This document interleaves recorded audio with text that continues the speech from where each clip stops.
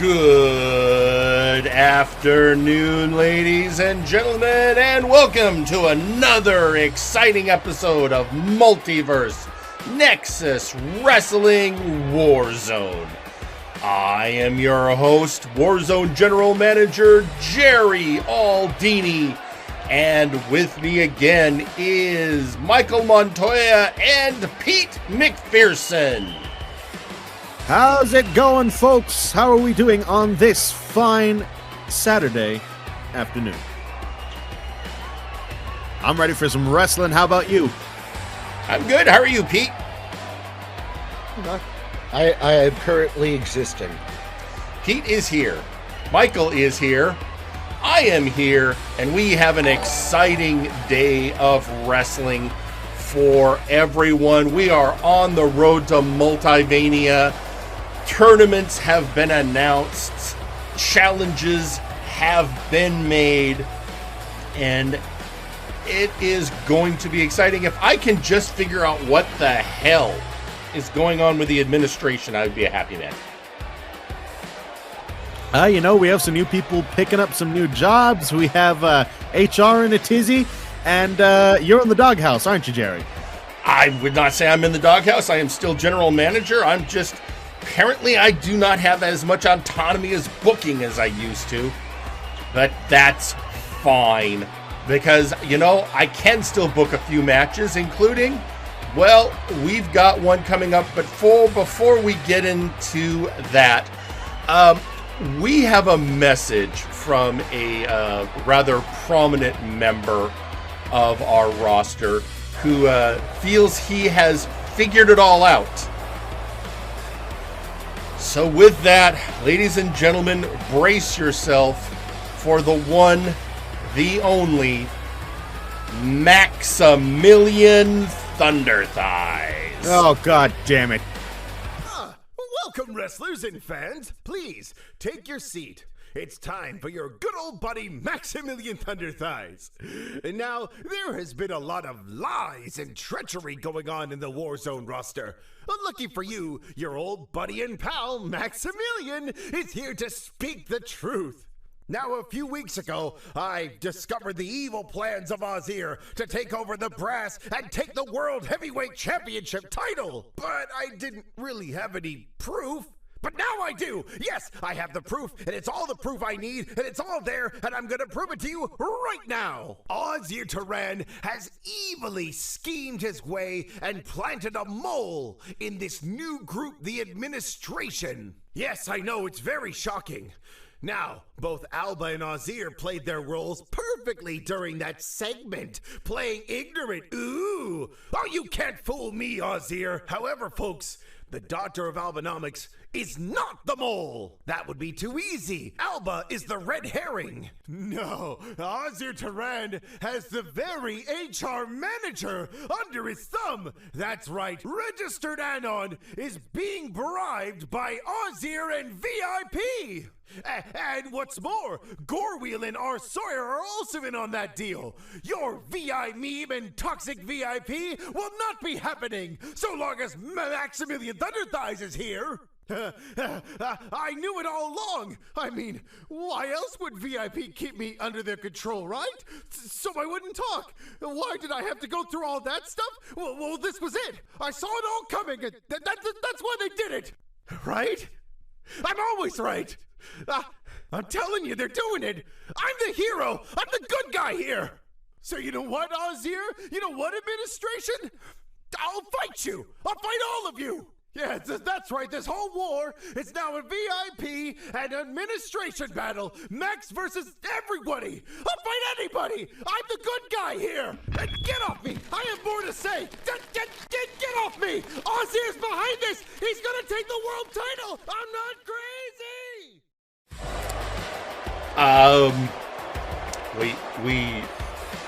Well, wish he's lost it, Jerry.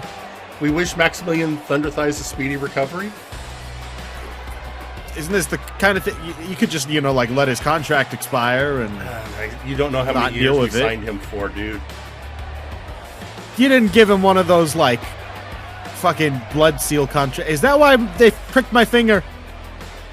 You can talk to HR. Do we do blood contracts here, Jerry? I was just thinking about that. Oh, So, God. meanwhile, Tristram is tweeting out on social media, whatever Max is speaking on, perhaps I dropped him on his skull a tad hard last week. I mean, possibly. I'm not going to say it's not what's going on. You know what? That's fine. That's fine. I'm sure psychiatric care is covered under the insurance policy. It'll be fine. A children's folk hero broken by a man who owns a cabaret. Meanwhile, we have actual in-ring action, and you know what? This is an interesting match that we're about to see. We, of course, have our wonderful showcase matches that usually open the show. Well, we're not doing that tonight because we got a stacked card, and we got to get to it. And one of those matches, Depth Charge, made a point recently that every time he has come out in a showcase match, do you know who has been in that match with him? Is it a certain purveyor of funk and good times? It is DJ Millzner. So Depth Charge called DJ Millzner out, and he is getting that match, and it is right now. Let's head down to ringside for your opening event. Your opening match is scheduled for one fall. Introducing first, DJ Millzner. There he is, dropping those sick beats. He is DJ Millzner, one of the more interesting individuals in the roster. This man won our first and only Royal Rumble. This man won the first ever Wish Upon a Brawl.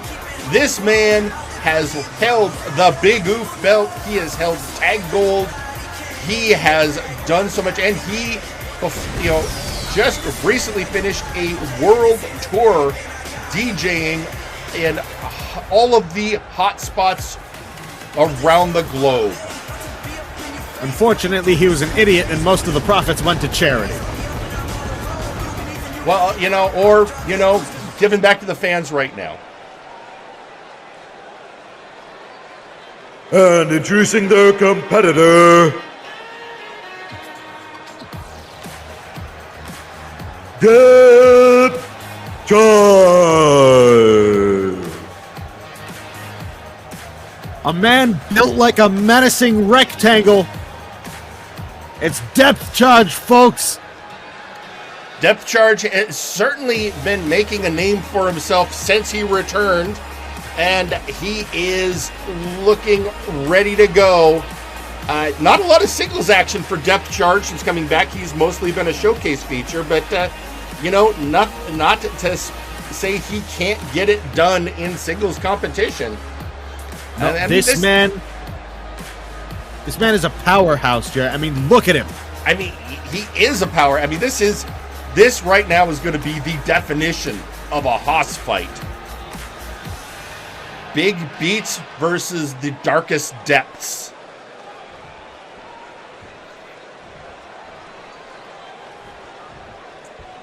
And here we go. Oh my goodness! And opening up with just a massive lariat. Forearm to chest. Dropping him right off the bat. I mean, pancaking him there.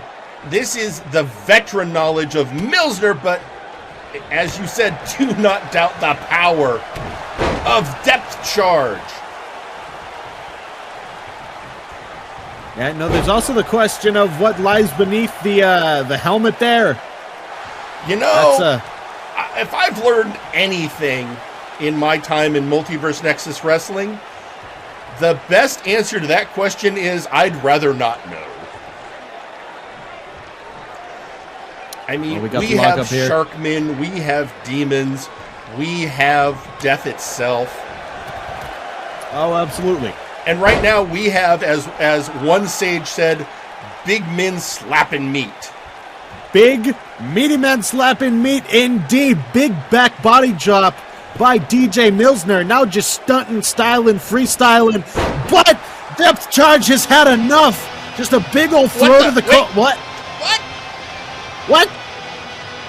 The hell? That's Ignacio Cervantes' music. Cloud9. Oh no, look out! It's the social he's behind! Grabbing the helmet! Cloud9 just ruining Millzner's spot here! The hell is this? The hell is this? Not like this! Not like this! Trying to delegitimize Millzner? What's going on here? Delegitimize Millzner? Attack? Just get his name out there? Get trending? I don't know. This is insane because our main event tonight, over the top rope, our main event is his fellow Cloud9 member, Sergeant Major Payne, facing the returning Nice Ice.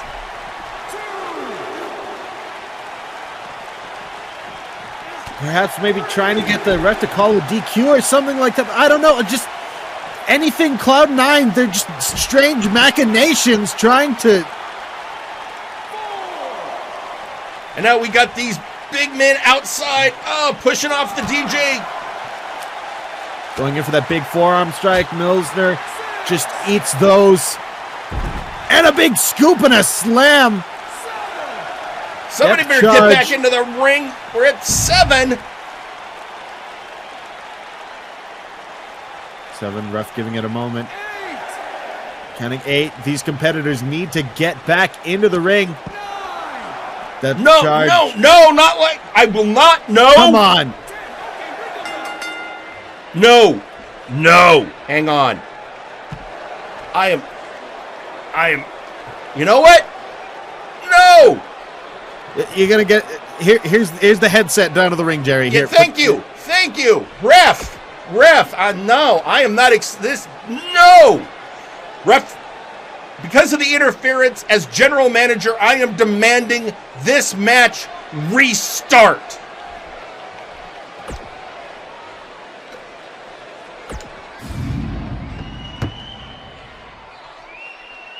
Okay, they're getting back in the ring. All right.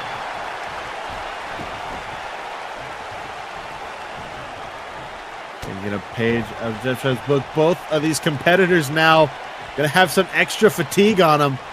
We're brawling outside. Now we had to restart the match.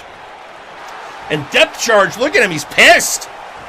He's real pissed off. Just what, not again? A hold of those trap. What?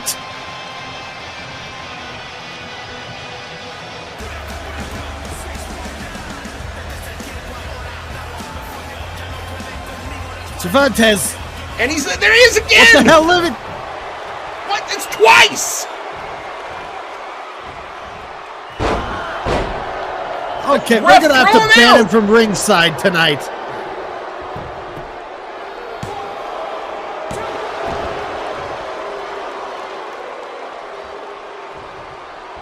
And tweeting out on social media, Tristan, perhaps that's the way of spreading their message, considering last week's tactics. Maybe. I've said it once before, I'll say it again. I don't understand a thing about Cloud9, what they believe, or their manifesto, quote unquote. I don't get it. Well, maybe we'll learn more tonight. As I said, main event, Sergeant Major Payne taking on the returning Nice Ice. We are also going to be having action as... Oh, then wait a minute. Pinfall, 1. Kick out at 1. Media kick out there, Millzner. Currently in charge. Got to stay on top, especially with a man as powerful and as big as Depth Charge. You got to stay on him. Oh, sweeping the leg. Millzner certainly has the edge when it comes to experience in this ring. But just look at the size of this man. Look at the power behind every strike. And he is working, trying to take the breath away from DJ Millzner while he is in that nice contained environment of his helmet. Yeah, he had that rear channel locked in. Lets him go, standing him up. But Millzner! There's that experience coming in. He went for that big forearm to depth charge. Millzner just dropped the rope, sending him over the top. And now into the barricade. Looks like he's trying to steer back into the barricade.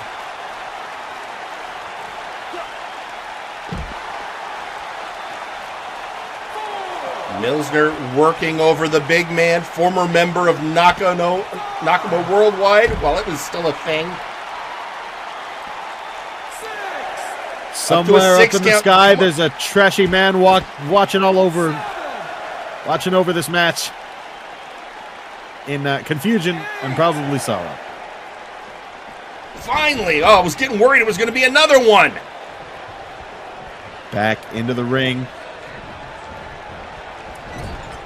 No countouts this time. Setting him up.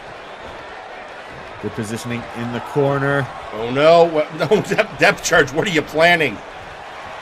Hoists Millzner up to that top rope. Is he thinking superplex?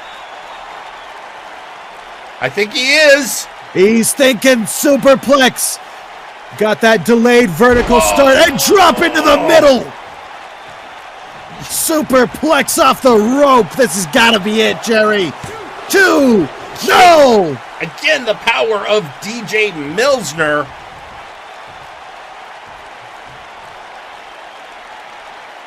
Oh, that sea brine is what it is. Yeah, you can smell the salt. Yeah.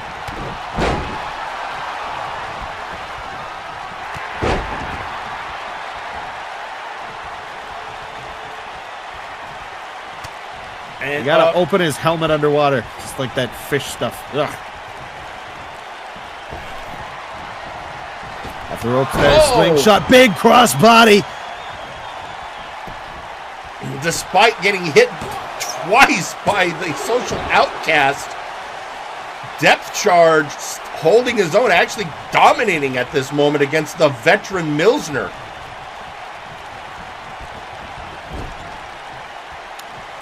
Big whip into the corner, turning Millzner around.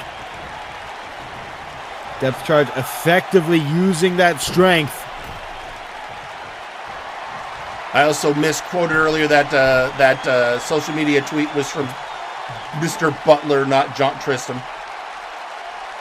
Apologies. Another superplex in the second rope, Jerry. Oh, and down goes the DJ. The base being dropped on him. 1, if at first you do not succeed, 3. try again. And your winner, Depth Charge. Well, despite the persistent interference by Ignacio Cervantes, Depth Charge manages to come out victorious, but you know he's going to have his sights set on Cloud9 now. Is this a new, Cloud9 has had bizarre recruitment tactics in the past. I wouldn't put it past them going, hey, you want to join us? I absolutely would not. They're just a bunch of weirdos. Yes, I agree. Well, so much going on. We had mentioned earlier, we have several things going on we have to determine. We need to figure out who is going to be the person to challenge Sir McCheese for the Big Oof. That, of course, being an open challenge belt. We're going to have to figure out who is going to be facing the All Odds for their tag belt. We're having a bunch of tag matches tonight, including Omega Club is going to take on the previous tag team champions, Shoot Nation, in action today. We have, of course, the upcoming Trios tournament. A lot of people who are three-man teams coming forward to declare if they that they want in on that action. In fact, let's hear from one of those groups right now. Attention, ladies and gentlemen. This is Sir Uncle Dunk, leader of Blood Money here with a special announcement. As you all know, last week a tournament was declared for the #1 contendership for the Trios Tag Belt. I am here to say that Blood Money has stood up to be Warzone's champions to reclaim the belts.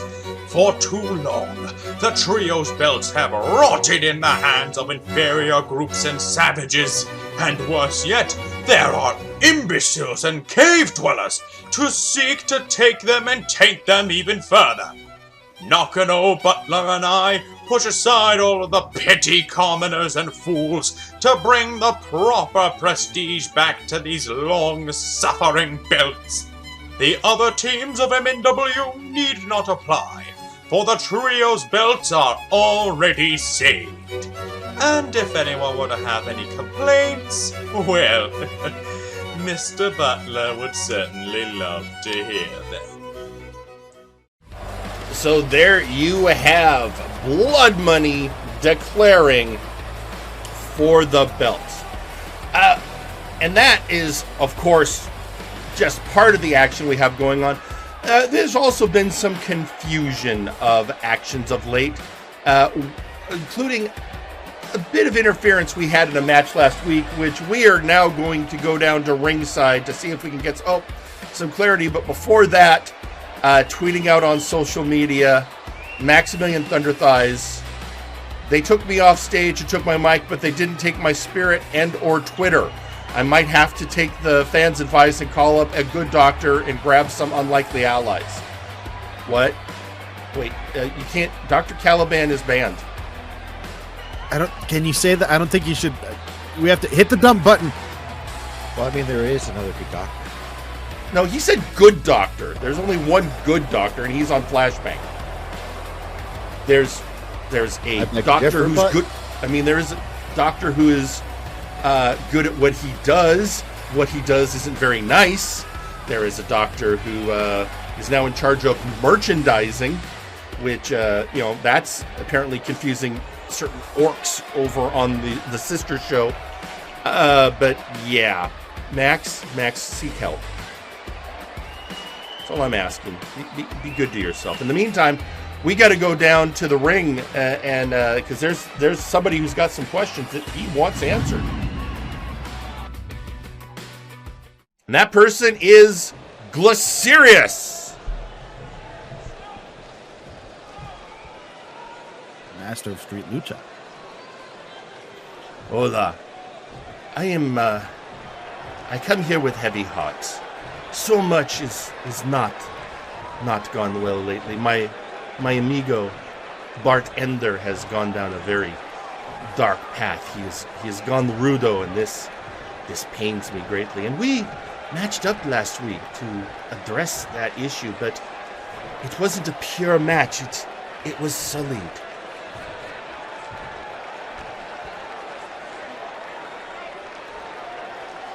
Bart's former protege, Power Surge, got involved, and he attacked the Bart. I understand you have issues with Bart, Power Surge. I understand that he has caused you great suffering and torment, but it sullied the match. I cannot feel good about the outcome due to that. Power Surge, I need your assurance that you are not going to do that again. For I feel I must challenge Bart one more time to clear the air and make it what is supposed to happen in Lucha. This is not the way. And we are a proud tradition that must be honored. Uh-oh. What? Like he's getting what he wanted. It looks like he's getting a response straight from the horse's mouth.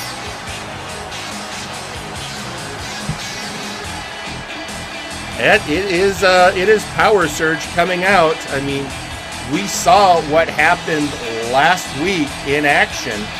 It was Clacirus versus Bart Ender.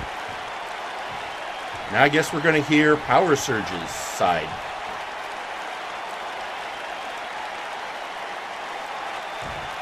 Okay, listen, hermano, you don't understand what is happening here. You don't understand the level of anger and betrayal that I feel. You don't get it. You weren't in my shoes. You weren't promised the world. You weren't promised training. You weren't promised that you would have so much and then have it all taken away.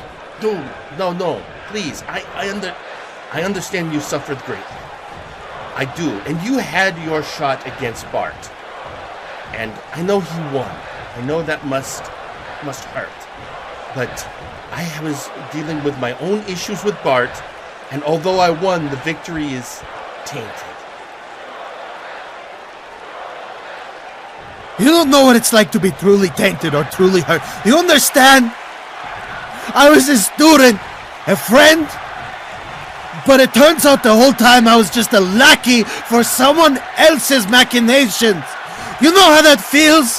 Thinking you were doing right the whole time, trying your best, and then having all of those hopes and dreams dashed on the rocks because someone decided to go betray us. Yes, I understand betrayal. Now, I do not know your pain. You are right. I was never betrayed by a mentor. But there is a way to do it, and that is a much more focused way, Power Surge. You cannot let your emotions rule. It's not my fault what I do when I see red, okay? I can't control it. Especially when it's something as deep and as important as that. I saw red. I don't know what to do when my blood boils except fight.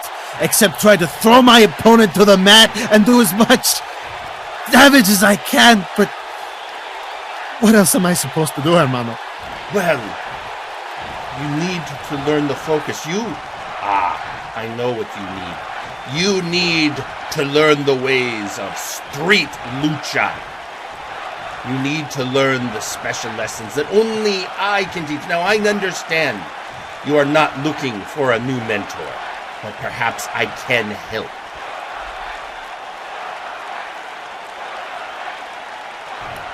As you probably know, my trust is a bit tender at the current moment, but I simply might not understand at this current juncture what flipping off of trash cans in an alley would do to help me. I don't mean to insult you, but I have to bring some levity here with the amount of pain that fills my heart. You have to understand, it's going to take a lot for me to trust you.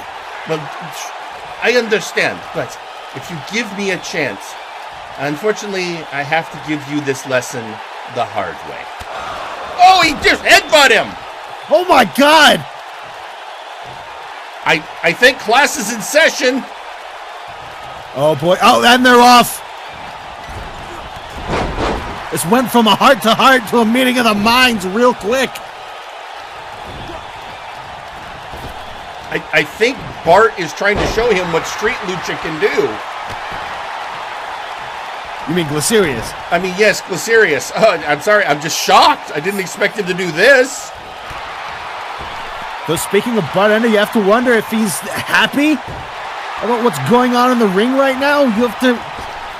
Former friends just breaking down. Well, I mean, these aren't even... I mean, they just have somebody in common. Oh, stunner! Stunner finds its mark. Kick to the gut. And a code red. Springing into that code red beautifully. And taking him down. The ref's trying to break this up. We're going to get the security and referee corps out here and try to break this up, folks. I mean, I don't know if that was a... Did that help? There's some tough lucha love. I mean, maybe that's part of how Street Lucha works. I don't know. I've never been a luchador. Well, anyway, social media blowing up during that match. First off, we have the head of legal Gorewheel. Come on, Clacirus, let the Get unleash the beast. He deserves to have his due. Did wonders for me. I mean, it might be where we're going. I don't know. Tweeting out also the Sandman. The betrayal of a mentor is bad, but there is an old saying: no greater enemy than an old friend. That's what Clacirus is trying to get through to you now. Have fun with your lessons in Hard Knocks. I could see him appreciating. Sure, that makes perfect sense. Also tweeting out on social media, Carcharodon. You know, it appears to me that I'm stuck in a pattern as of late. I either lose or I get cheated out of even competing. Fuck that. I realized that after I got jumped by Defunct, I'm too weak. Something is holding me back. It's the feeble remnants of my humanity. High time I got rid of that. Wait a minute, you mean you're getting less human? Let's have a chat. You know what? Let's set up some office time. Carcharodon, maybe we can figure something out. I don't want blood in the ring. And then tweeting out again on social. Of course you do. Maximilian Thunder Thighs. Don't worry, Aldini. We have a good doctor here. He has grim results. I was afraid of this. No. Max. Don't. Please think about what you're doing. Please think about what you're doing. Remember what happened? Experience. Don't trust that man when he offers you medical services. I just, after last week, and apparently he was testing the device and things happened, and well, anyway, let's device. We'll talk later. Just don't. First rule of the device is don't talk about the device. Which I understand. I'm talking about the device. I need to stop. You know what? Let's focus on the next match. Oh God, no. We talked about the device, and now Dr. Grimm is tweeting out, "Want to get rid of your humanity? Come by my office. I'd be more than happy to pencil you in. This is not going well." And and the Carcharodon is, "Don't worry, Mr. Aldini, I have standards." Oh, thank goodness. I'm glad to hear that, Carcharodon. No, we'll work this out. Meanwhile, as Kelly tweets out, Grim, no. The next match coming up is one that was requested by Blood Money. It is a training match, as it were, between Mr. Butler and Nakano Kirishima. Before we get down there to ringside, let's actually hear, we got some audio from Mr. Butler, so why don't we go to that right now? How am I supposed to focus on my match with Nakano when I still have so much to do? I've got to take the boss's limo in for an oil change, patch up the shark holes in the bloody doubloon, and record the lost profit margin from our subsidiaries. And that's after I finish repairing the Terminator lawyer bots. Now that notorious GIT is head of MNW Legal, need representation that won't screw us over. Perfect. Alright, you tech geeks, activate the AI system. But we still haven't properly calibrated the PW and ME units. If we try activating the system without them to balance out the MVK unit... Then that's not my problem now, is it? Pull the lever, dunce! Huh. You know, I expected at least something to happen. What was that? Fire detected in section 478. Aren't your quarters located there? Yes, they are. As a prize, you get to test out the effectiveness of Unclytech's hyper-autonomous utility sentinel robots. Housebots, roll out! We'll be testing out the SRKL-ALT and the DED-MTL models. Our first experiment is to see how fast they take to catch a moving target. So here we go. 5, 4... Are we at least getting hazard pay? 3, 2, 1, activate! Haha, catharsis. And, well, with that, there's nothing more to say, but it's time to head down to the ring. Does Hanna-Barbera live in that house? I've learned not to ask these questions. The following match is scheduled for one fall. Introducing first, Nakano Kirishima. And here you have it, the delinquent of blood money, the man who brings speed, agility to the team, wanting to get some extra training on dealing with big, powerful opponents. And who better to provide that training than his teammate, Mr. Butler? Also, the main cause of bathroom mishaps that the janitor has had to clean up. You know, I wasn't going to bring that up. He did the thing where he wadded up a bunch of toilet paper, wet it in the sink, and threw it at the mirrors. And yet, 20 minutes later, not a sign of it. The janitor's, like, amazing. And introducing their opponent,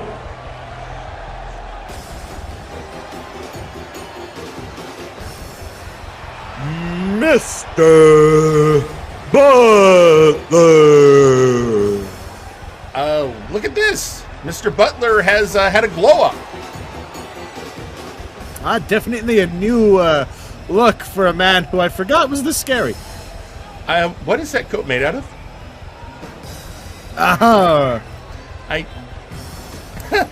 Yeah, you know what? So Mr. Butler wanted to get some more experience dealing with more cruiser-style opponents. You know, fast and agile guys like Nakano. So they decided to have a training match between them. Chance to work out the kinks, also to help with their knowledge of each other's movesets for when it comes to, going after those trio spells, I imagine. Another wise investment of a match. So this time, instead of some money, by Sir Uncle Dunk. My question about the jacket is, do you think the Napiers over on the other show have any red cousins? Or I'm just curious, when was the last time anyone saw Croc 4? Oh God. And we're off. Let's start things off with a stiff left shot from Nakano Kirishima, sending Butler over to the outside, definitely using his athleticism and quickness to try and get one over on the big man. Big strength, though, by Nakano, dropping Mr. Butler on the apron. I mean, this is why you would have a match like this. The whole point is to challenge each other. And so here they are doing just that.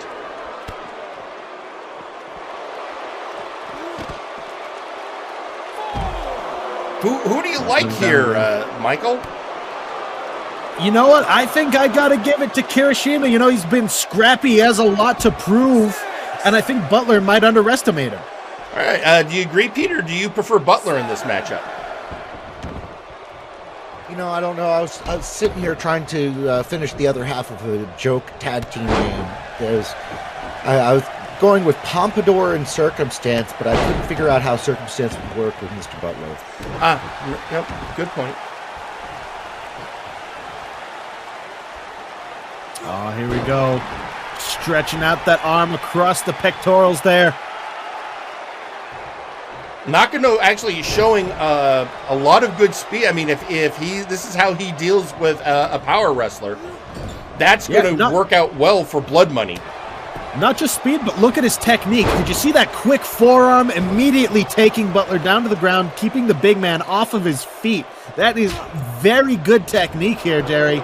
Well, as I have been learning, he is fighting less cruiser and more, I would say, strong style.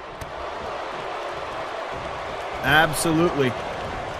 His Japanese roots, firm and strong.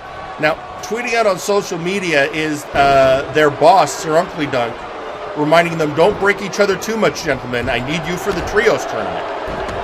I mean, excellent point. Uncle, as far as I know, is the first official name thrown into the hat for the Trios. But I'm sure some more schmucks will come out the woodwork and put their names in. Oh, I'm sure. Tossed up by the legs there. Kirishima just using that technical skill and speed.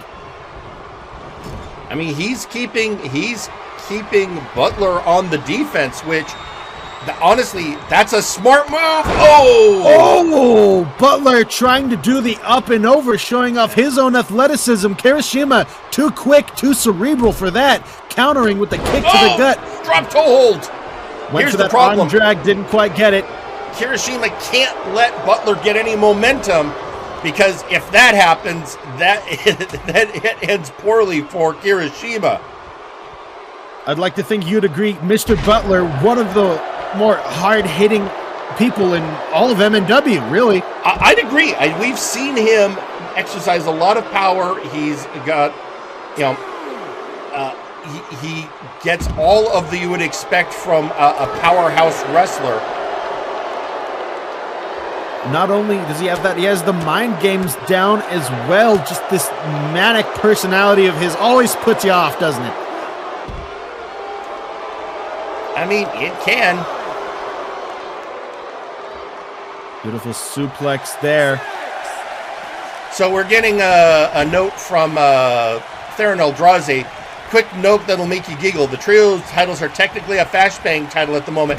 So apparently, Theron, you're not paying attention to anything outside of your own little world.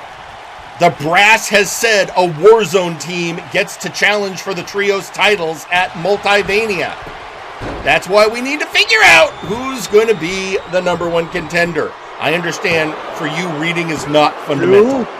Oh my God! And your winner, Nakano Kirishima. Well, this trio's team has certainly found their anti-Haas device, and that would be Nakano Kirishima. And Butler, look at that. Butler proud of his partner. No, the Blood Money, still a cohesive unit. The match got done what it needed to get done. Showed Butler and showed that Kirishima has been learning his lessons. So Butler seems pleased by the results. I'm sure Uncle Dunk is happy backstage.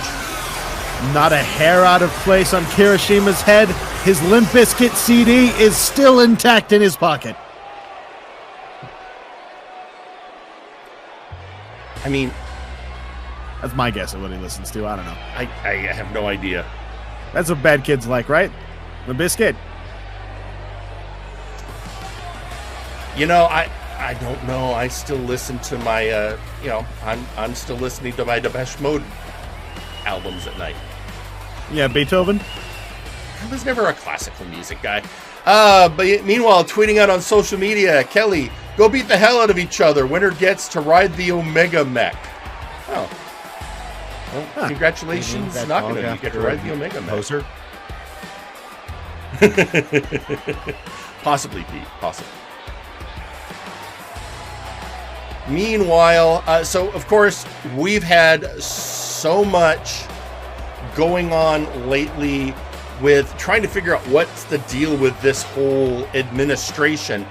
And several people have been inducted into its ranks, including a man who is now the head of finance for MNW. So let's go hear from him now. Ladies and gentlemen, Forrest, the Fortress, Wade.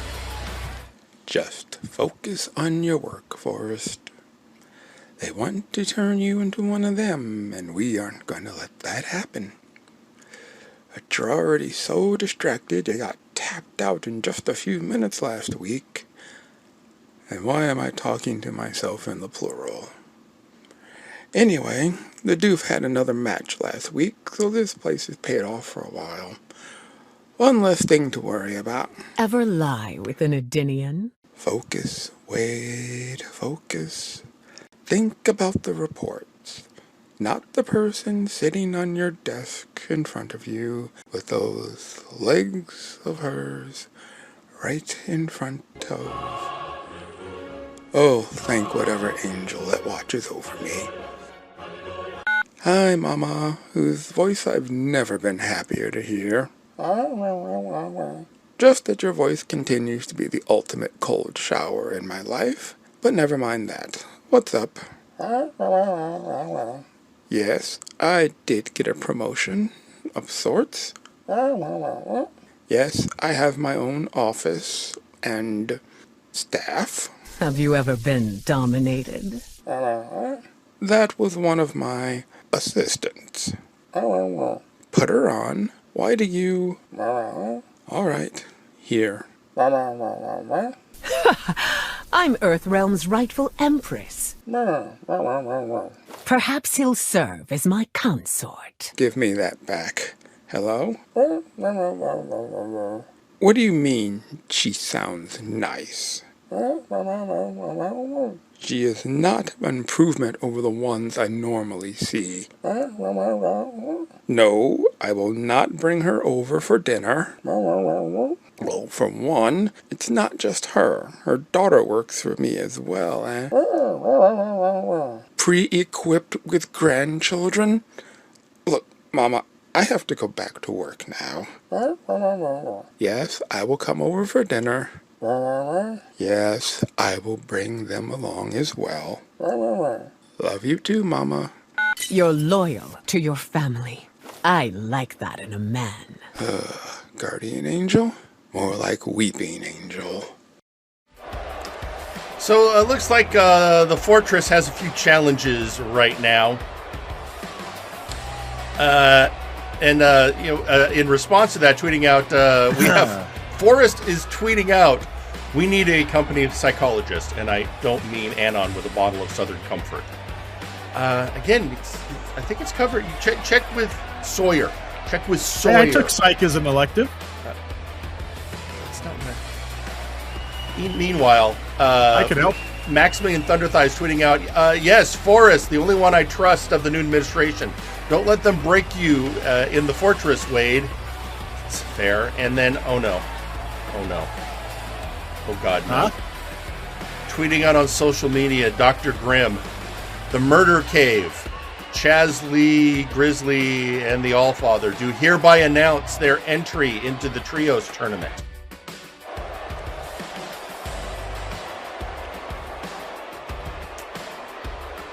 Okay.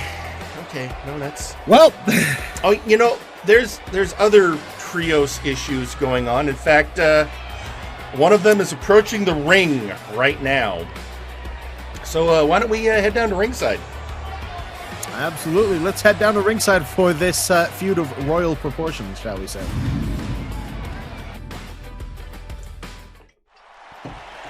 Ladies and gentlemen, it's Aiden Xero. I think we know where this is going to go. Yeah. Yo, it's your boy. It's me, the Cyberpunk Prodigy. I am trashy and yet classy. And I am here to, well, I think you all know what I'm going to be doing here, folks. There's a Trios tournament. That's cool. Hey, what do you know? I got two friends. We have a faction called High Voltage. And we are awesome. And we should be in this Trios tournament. But there's just, something not quite right.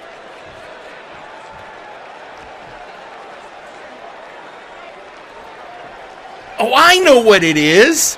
Yeah, there's some unfinished business with a trio of bitches we still got to deal with that I'm still not quite, until I can scratch this particular itch. It just wouldn't feel right going for gold to take it off of a chicken and a bull and a fox. Look, so before we face the barnyard, I need a certain ginger-haired bitch to get out here so that, I can talk about his mama and make him cry and, make fun of that stupid tattoo. All the greatest hits, folks. It's going to be the greatest hits. So, you know what? Gingy, leave your baker's dozen and... Oh, there he is.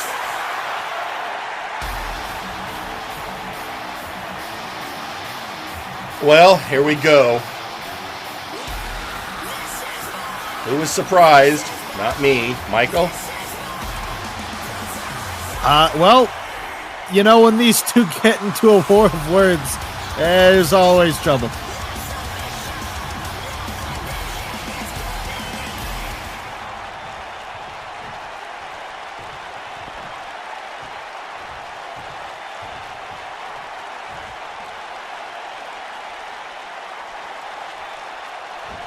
Well, look who's talking. It's the only man who's made worse decisions than my tattoo. How's it going, Aiden? How have you been, pal? Things going all right with your, Oh, yeah, speaking of scratching itches, visited your mother. Nice lady. As always, had some fun. Still not as flabby as you, though. Your mama jokes. Oh, that's. You still do those in this time frame, you know? those got relegated to ancient history in my time. That's not the point. Hey, you know, there's a trios tournament coming up. Do you hear about that? I think before either of us even consider throwing our hat in the ring, we have one last thing I think we both know we need to do. Oh, yeah, we still have to, finish button heads. I'm glad to do that with you, even though you have an advantage with that fucked up hairline of yours. So, yeah, let's get that scheduled. What do you say, if you figured out numbers yet, you idiot twat? Oh, hey, no, we have numbers in my era. I mean, I can count in binary, dude. It's amazing. Look, but here's what I'm thinking. Let's do this right. 3 kings, high voltage, trios match, with the stipulation that whoever loses doesn't get to throw their hat in the ring for this whole trios opportunity at Multivania. How's that sound, Gingy? All right, so you want to take us on for the right to be in this trios tournament. That sounds like a lovely stipulation, but in order to win, you know you have to put in work, right? You know this is a fight, an athletic event, so put down the soy potato chips, get off your comfy cyber couch, and get to work, you lazy slag.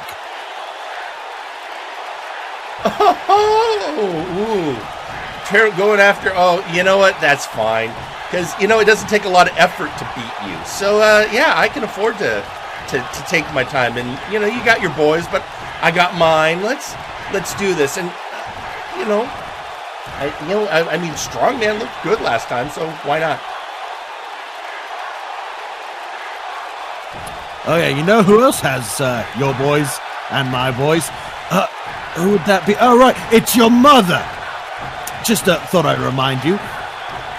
She's a whore. Anyway, I will be glad to see you in the ring with my boys and your mother at ringside waiting for me afterwards. Wow. It's like a loop. You get stuck on one idea and you can't let it go. Gingy, you need new material. But that's fine. Let's do this. You, me, Leonard, Wonderball, Strongman, Flyboy, all in a ring, all punching each other in the dick like God intended.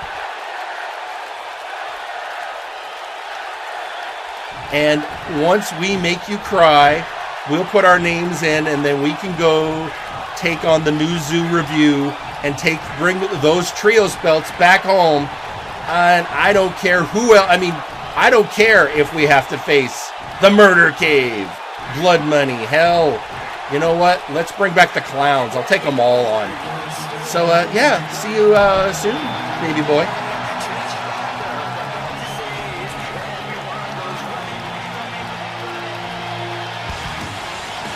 So, well, there we go. I guess that's going to be happening. Oh, boy. Which means we're going to have to book it, assuming I'm the one that gets to book it. I don't know anymore. It's tweeting out on social media after that, you have Sir Uncle Dunk. I have seen feuds between literal children in the 20s that were less childish than this. God damn it, he's made me agree with Sir Uncle Dunk. Yeah, definitely seen more decorum on Xbox Live before. And check, I'm getting some more in from the social media feed. We have it's Victor Vicious tweeting out, "Good luck to the Murder Cave. I have no doubt they will make it to Multivania." That's right. I forgot that apparently they are friends now. There are some greased palms going on, and I don't like it, Jerry. You have Devin tweeting out on social media, kick his ass, Gingerboi. Okay, we know who Devin is favoring. We'll be seeing Devin very shortly in tag action, by the way. Then you, this is interesting. We're hearing from Rico Rose. Honestly, what is the deal with the brass with Mortal Kombat Universe? I mean, the ninjas on Flashbang and now Sindel and Melina. Geez, I got a bad feeling about this. I hadn't considered that, but now that he's said that, it's all I can think about. It's going to live rent-free in my head. Jerry, can you summon lightning? No, I can't. Okay. Just making sure. And then McMorgan tweeting out, I may need to find me 2 other mad lads to get into the trios. Things are starting to sound fun. Oh, okay. So there's that could be interesting. Well, in the meantime, before we get to our next match, and since we are having so much discussion right now about the administration, there's another administration member we have to hear from right now, and that is, ladies and gentlemen, he is the head of the HR complaint department. Ladies and gentlemen, H.R. Sawyer. In a minute.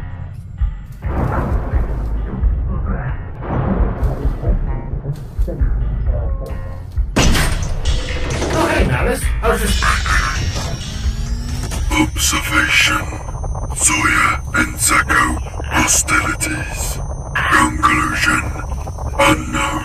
Getting the one to register all of this. Observation. No power play. No assertion of dominance. No challenge for belt. Strategy unknown. I'm not pulling a star screen.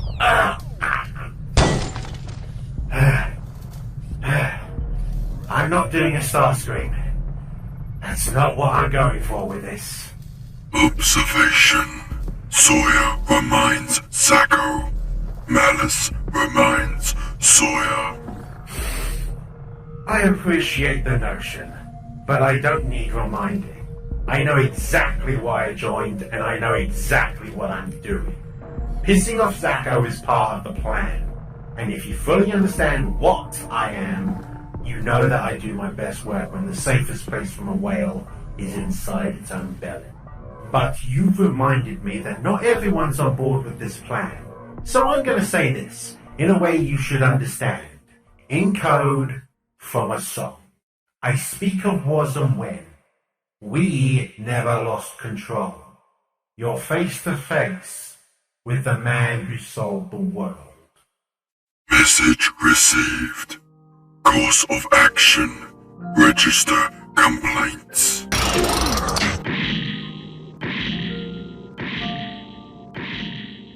So if you want to fight the administration, do it. Do it at Zacho's side. He needs you. Be there for him. And I promise you, I will end this. Not right now, not next week, but soon. Well, I recognize the lyrics, but I don't understand what they meant. Oh, well.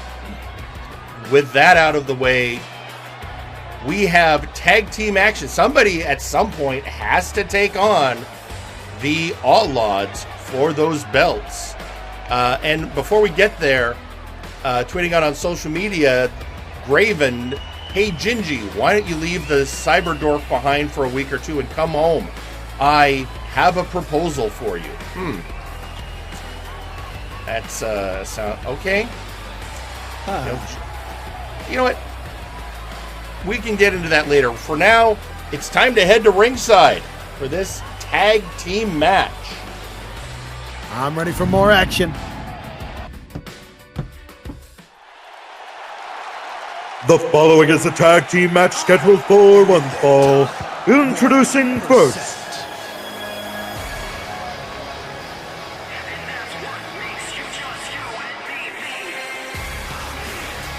Omega Club. And there you have Whitney Lee and Gunnar Birch of Omega Club coming down for tag team action. They have been, Omega Club's been on a streak lately, honoring their mentor, the now retired Alpha Kong. What do you think? I mean, these two, they've been making great strides, a lot more than when they were back in their former tag team days as The Sound. I have a feeling that retirement might have kicked their asses into gear, if you know what I mean, Jerry. Well, I mean, they were trained by Alpha Kong, and Alpha essentially passed the torch to Whitney. Gunnar, of course, doing great tag action as well. These boys have been making the waves and making a strong argument that it's the time for this iteration of Omega Club to go after the tag belts.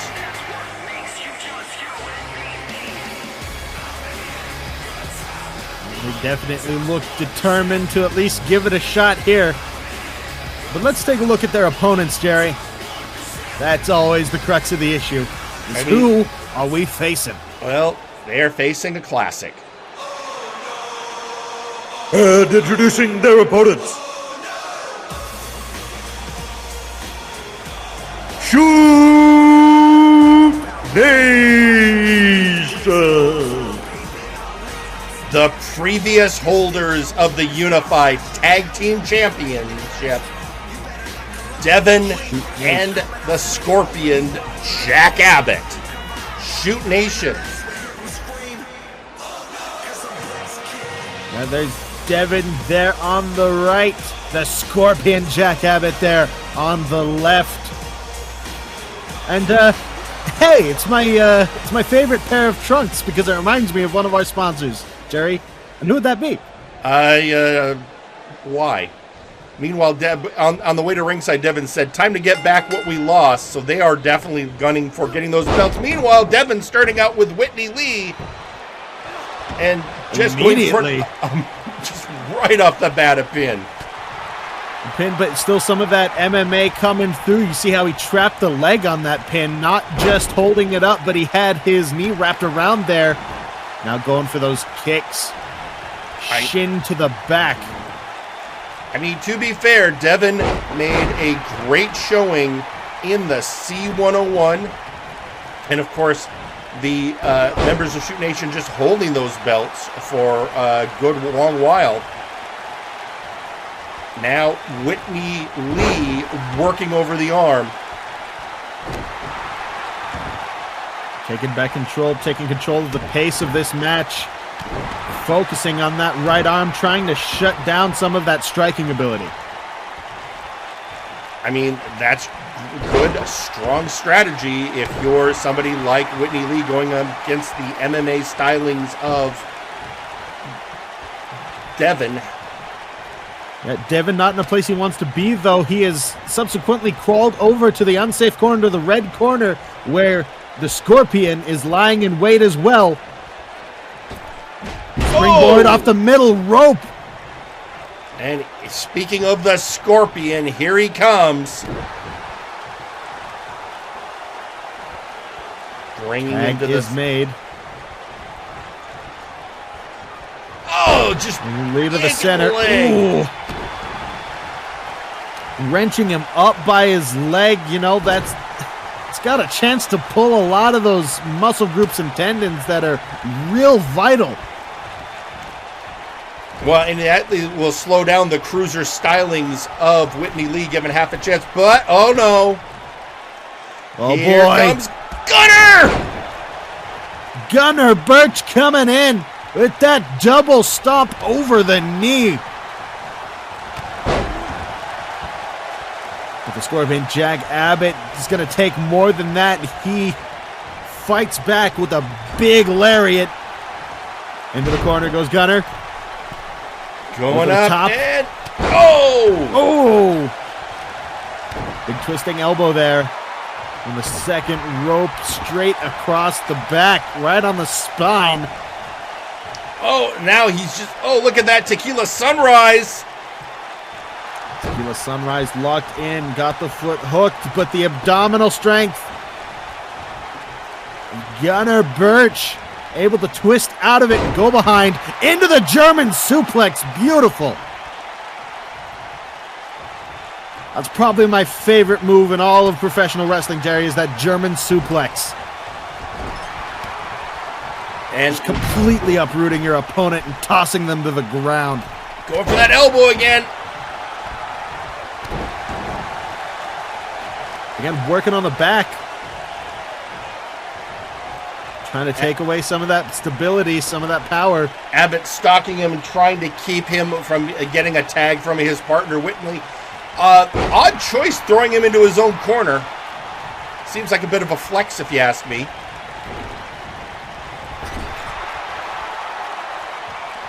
Gunner facing off against a shooter. Here we go, folks. Oh, now we're getting tag team action from Shoot Nation. Oh, no! Oh! Headbutt right to the coccyx. And something else as well, but the ref too close to call. Oh, that always looks like it hurts. Oh, returning. Oh, lariat from hell in response. Absolutely twisting that arm, getting that little bit extra leverage. And just a big bomb there, flipping him up into that sit out. 1, 2. Just a 2 count there. Okay, pulling him over towards his corner. What is tagging in his partner? So basically setting him up for Whitney. Yeah, got him set up. Stump puller. Yeah, pulling that stump, driving that leg over. That's going to yank at those hamstrings. Oh, just sliding knees over the chest. That take the wind out of you. I'll give you a little bit of rug rash too, let me tell you. Luthez press. Luthez, who pioneered jumping on a man and punching him in the face.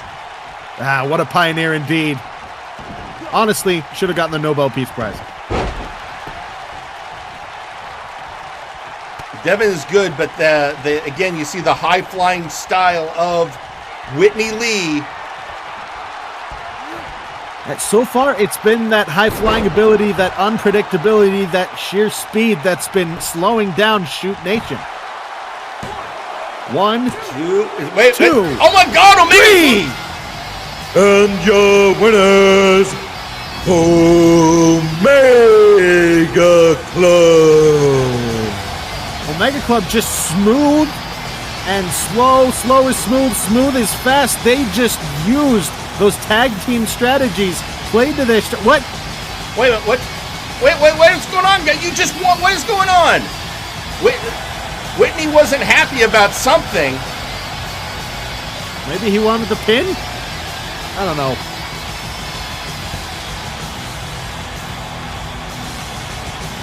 Maybe, I don't know. I'm hoping, well, I think the boss is going to have a talk with them afterwards at the bar. Yeah, they're going to need a talking to. I'm sure, sometimes tag teams have a moment. It's, emotions run high, and maybe there was a plan that one of them forgot. Hard to say what happened there, but hopefully they'll get back on track. Either way, victory was attained. Absolutely. And meanwhile, tweeting out on social media, you have Gorewheel. Remember where your responsibilities lie, Sawyer. There are things and people you don't want to cross.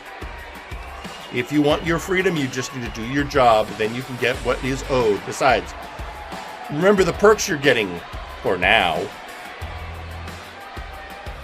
Well, that's I don't like lawyers, Jerry.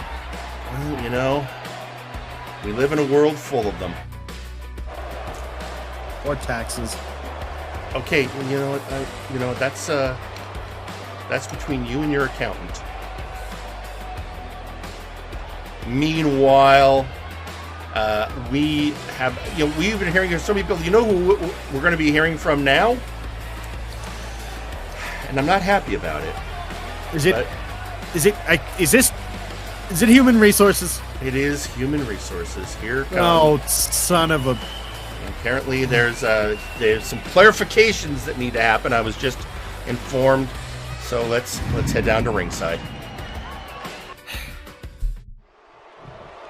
Let's hear from our head of human resources, registered Anon. Anon, I'm not taking down those tweets. Hello, everyone. I'm just your human resources representative, registered Anon here to clarify a few things. So first off, to a certain orc over on Flashbang, the Doctor of Albinomics is the head of merchandising. Means he controls who gets the licenses to do our merchandise. I wouldn't piss him off. He has the power to say you can't sell MNW merch no more. So be careful what you ask for.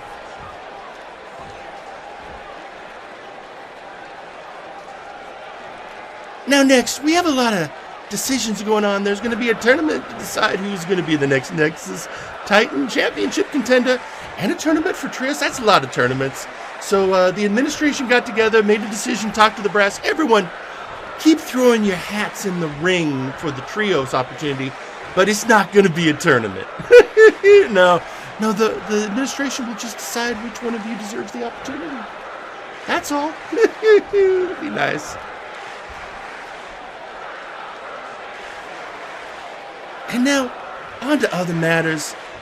I have a lot of work that needs to be done. There's a lot of work that needs to be done. A lot of opportunities need to be handed out. And so much going on. I need an assistant. I need more assistants.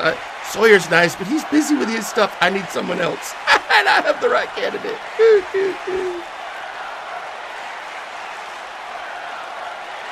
Well, the right pair of candidates, actually.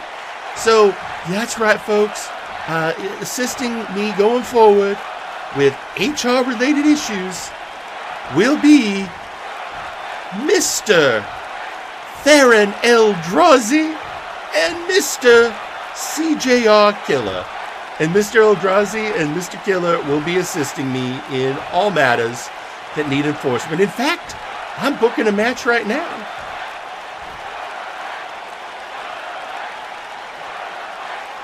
You see, Theron has not had a fair shot at the tag titles yet. Now, I'm not booking a tag match, but Theron, better get your gear on. You're going to get to face one of the all-odds in in-ring action, just to prove that you and Mr. Killer deserve a chance at the belt. So let's recap. Merchandising, controlled by the Doctor of Albinomics. Mr. Orc, get your paperwork in. Putting your names for the trios tournaments, we'll decide, and Theron, my assistant, has a match. That son of a bitch! I like that the Outlaws now have, steady jobs, but he canceled your tournament, Jerry. Can you do that? Son of a bitch! Wow. You gonna take that, Jerry? You just stepped on you. Well, obviously, I got to finish the show before I can go have a talk with anyone. I just every week. Okay, Jerry, either burst a blood vessel or stop looking at me like that. If you hit me, I'm leaving. Meanwhile, tweeting out on social media, Maximilian and Thunder Thighs is tweeting out, Anon, I thought we were friends. I know your hands are stained with the deceit. Don't think this is over. At least I have Max. At least I have Max. Max might be a little crazy right now, but I have him. Then also tweeting out on social media, Sir Uncle Dunk. All right, I see where this is going. How big of a check do you need, Anon? And then finally, Buck Bumble just tweeting out, this is absurd. Right? Right, Buck? I think we all agree. This is crazy. And worse, as if this weren't the worst thing. But, well, before I get to the worst thing, also hearing from Mr. Butler, this is more ridiculous than something you read in an issue of Bobobo. I don't know what Bobobo is, but I'll take your word for it. I feel your knowledge of these things. Bobobo, the fist of the nose hair? Anyway, we gotta... You know what? I'm just gonna play this. Ladies and gentlemen, before we get to his match that apparently is happening, Theron Eldrazi. Jerry Aldini, you, sir, are the biggest hypocrite of MNW. You didn't like what we did or how we got things done, so you turned your back and hired Injustice Jhake. You took money out of our wallets and food off our table. You put the son of a cattle worker and the son of a construction worker on hard times, Jerry. Hard times that we didn't deserve, Jerry, all because you couldn't stand how we got our job done. And then, to make it even better, to add insult to injury, you go and you put Michael Montoya on hard times. You book a match with him to embarrass the kid so you can relive your glory days. You tapped him out. Now you say you've put 60 some odd men in the hospital, Jerry. Where's Montoya? Where's he been for 2 weeks? Did you put him in the hospital after that match, Jerry? You put him on even harder times than you put the Outlaws? But everyone listening to this promo, and everybody watching on the TV screen, everybody here in the arena, I want you to reach out right now.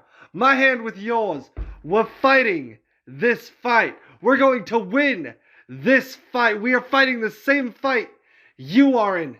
Jerry Aldini is gonna know what hard times are, Daddy. That son of a bitch knew.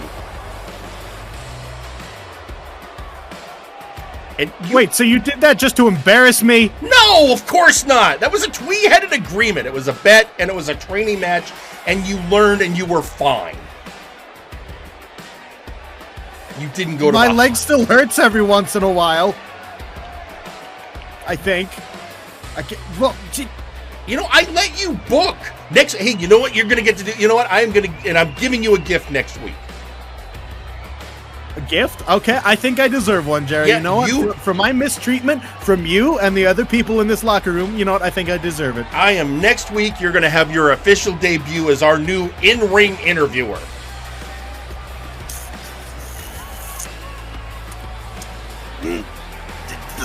What do we have going on next, Jerry? Tweeting out on social media, the Sandman, hey Brass, what's the point of having general managers if you take power away from them?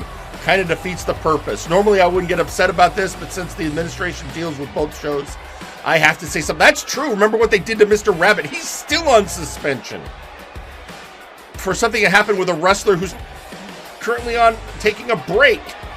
But, you know, we still love you, Scotty Stevens. You're a good wrestler. Just, you know. Me and Devin tweeting out, Jack, get the chairs. Let's go over to HR right now and let's have a talk with them about how we feel. See, that's the problem now. Everyone's going to HR. And then finally, well, interestingly enough, Sir Reginald from Flashbang tweeting out, I may have questionable morals, but even I find this unfair. Right? Even Sir Reginald agrees with me. You know what? I'm done talking, and apparently everyone is now in gorilla position. Let's go down to ringside.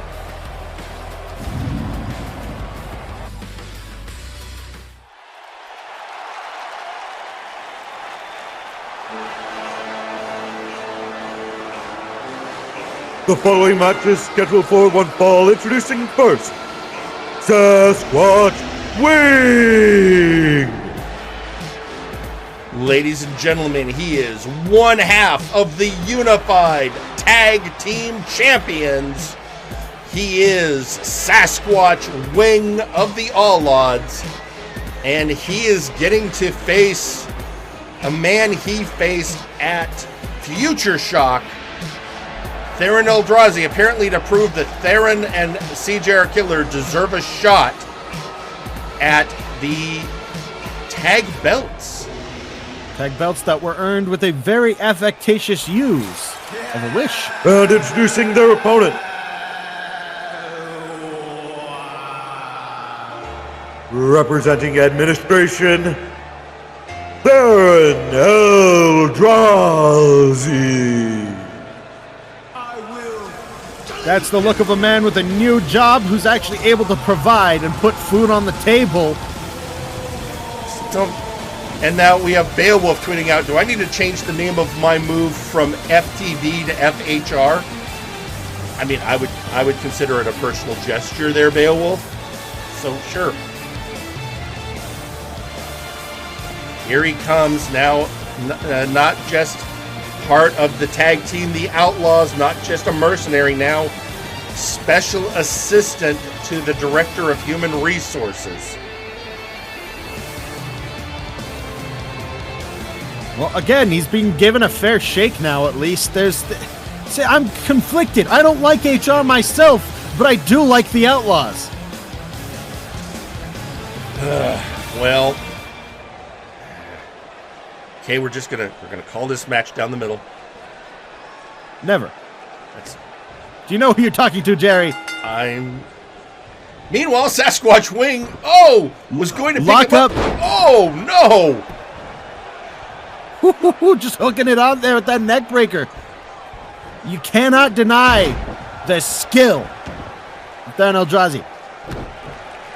Oh no, he is a very skilled and vicious wrestler. I will completely admit to that. He is using, that quickness, that athleticism to try and stay ahead of the big man. He's got to keep things at his pace or he's going to suffer. We can't forget Sasquatch Ring has some get up and go himself, doesn't he, Jerry?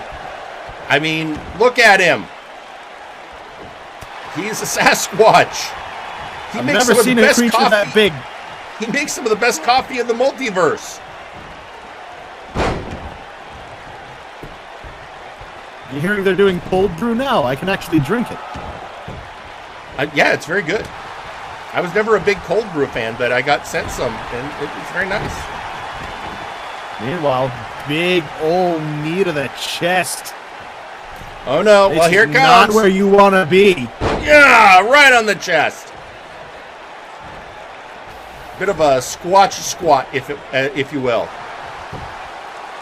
Okay, one, and a kick out at one. Need to kick out. Not enough damage done. Big man showing his power, but perhaps not enough quite yet. What? Wait a minute. That music, what the hell? That sounds like Blight Howless's music, but he's on Black. He's not. Oh no! Blight Howless! Blight Howless!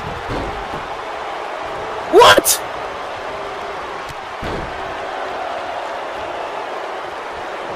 Blight Howless! Blight Howless is coming down and is attacking Theron Eldrazi. Theron is trying to give back. Ref is telling him to get out of the ring. I've never seen a werewolf, Jerry. Oh my God, that's terrifying. It is. But the question what is he doing here? Exactly. Is this the brass again trying to screw over the Outlaws? Rolls back in the ring. Squat's trying to stay in control here. Blight Howless biding his time apparently, waiting for the right moment to strike. What's happening? Slingshot into the corner, cross body by the big man. Squatch going, middle rope. So blindsided by... Oh, beautiful springboard DDT. 2 count. 2 count nearly had him. That sudden intrusion has both men and all of us here at the commentary booth flabbergasted. I mean, Pete, what do you make of this? Oh, I've seen. I'm not too sure. I mean, the incident is shocking, but I've seen. Dang it, Pete, stop being so cool. Well, you know, hey, he's been stuck in a booth with Doom before. It takes a lot to shock Pete these days.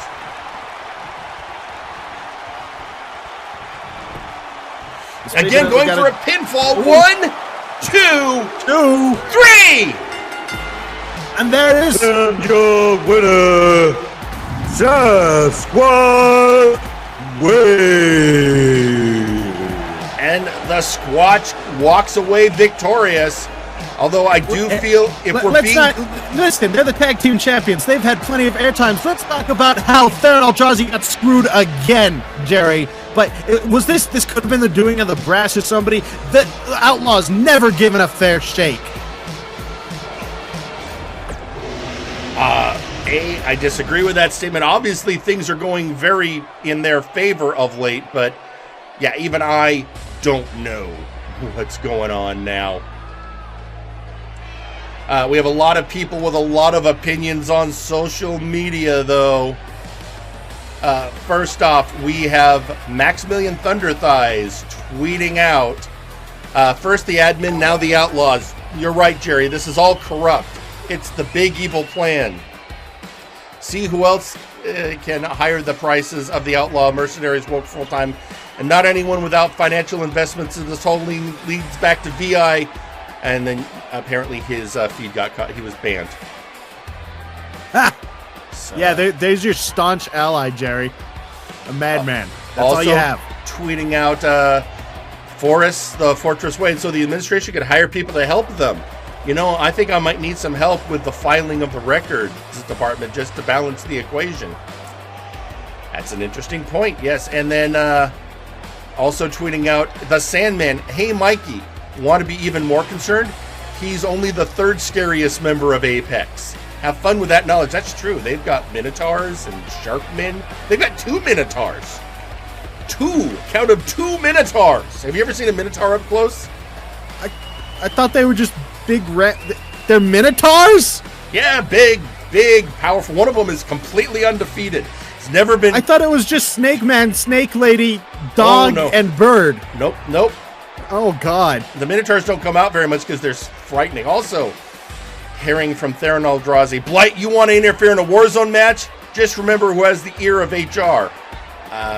Yeah, this is... Oh, boy. Huh. I'm still curious what's going on there. Meanwhile, somebody who's got a lot going on. You know, last week we had a great match.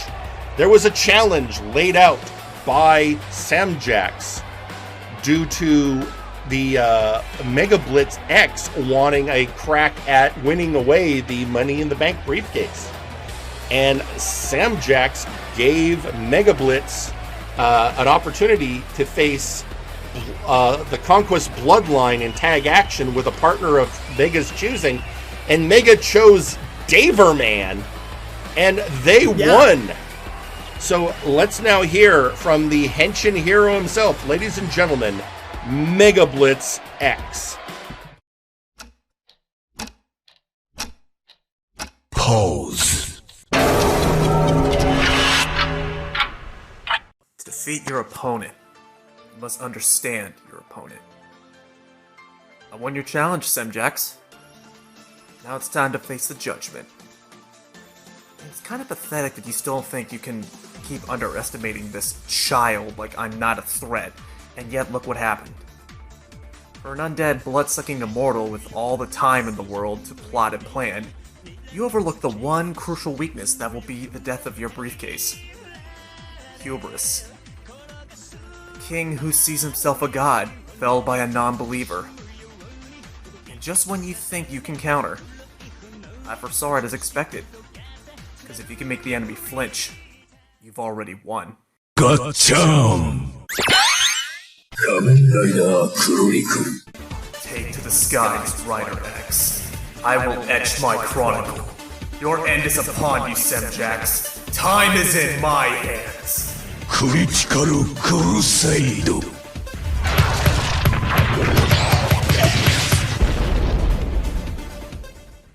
And time's up.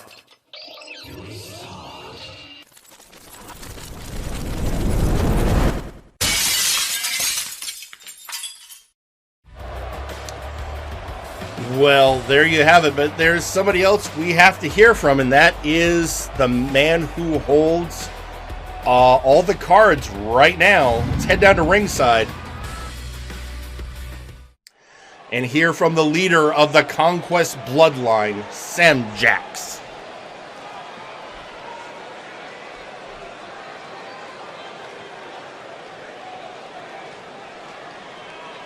Mega Blitz X, congratulations.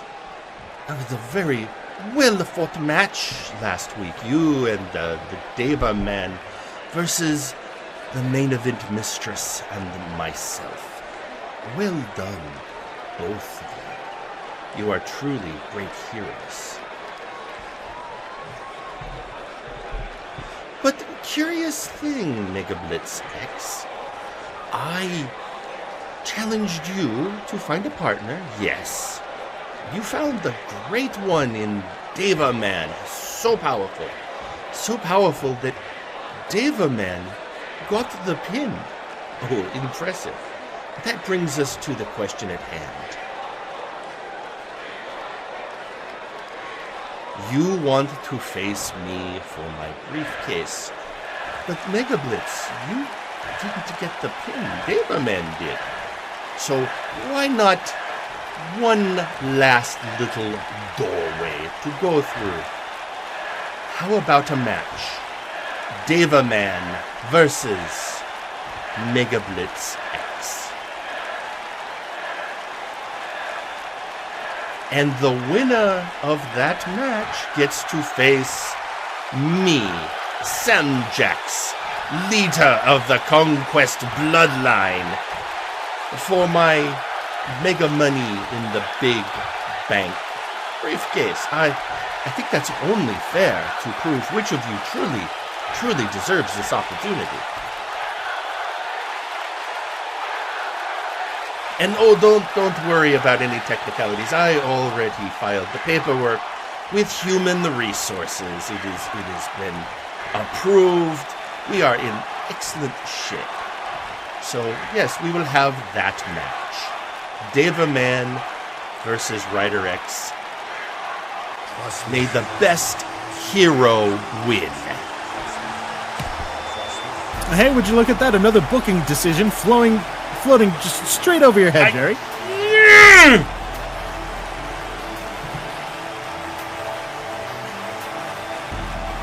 And now we're going to have hero versus hero, friend versus friend.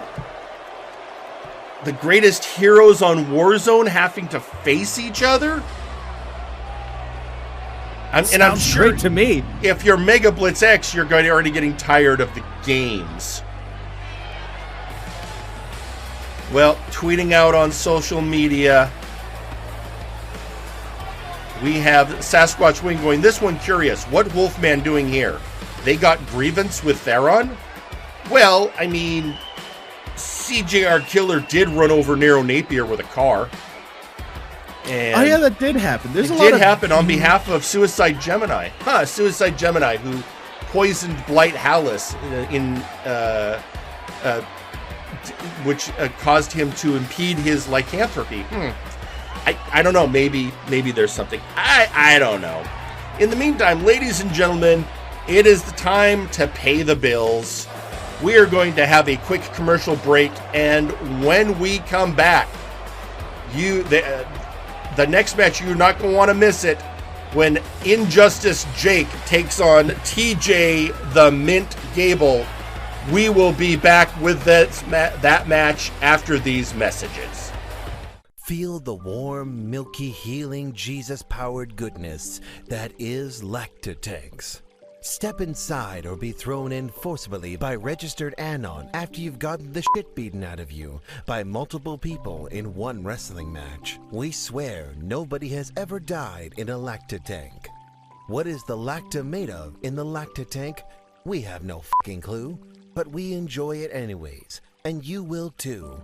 Lactatanks, come feel our warm, creamy, healing Jesus goodness. Multiverse, Nexus Wrestling's Warzone, Flashbang, and Firing Line are all proudly sponsored by Enraptured Beauty. Our products, rather than using unnatural and harmful chemicals, revitalize your skin by boosting the natural elements already present and enhance your natural beauty so you too can love your best self. It's morning in Multiverse, and rest of day looms looking to break the weary like monster breaking human twig in wrestling ring. But there is remedy. Squash roast coffee, made from finest naturally grown beans for best wake-up energy. That's because every bean have 10 beans within. That'll be 10 times more big energy than the competing brand. More than enough big Squash energy to power through day. Squash roast coffee. It's big cup of good stuff. Now available in decaf, or when there is need to come down from blood rage. When you want the most detailed and violent-looking pictures of battlegrounds, look for Perfect Snap Photography. We do bar fights, wars, underground wrestling, and weddings. My wedding dress, you fat harlot! Remember, Perfect Snap Photography. It'll be bloody perfect in a snap. You two can now wage war against the flabby wrestlers of MNW with your own exclusive Zacko action figure.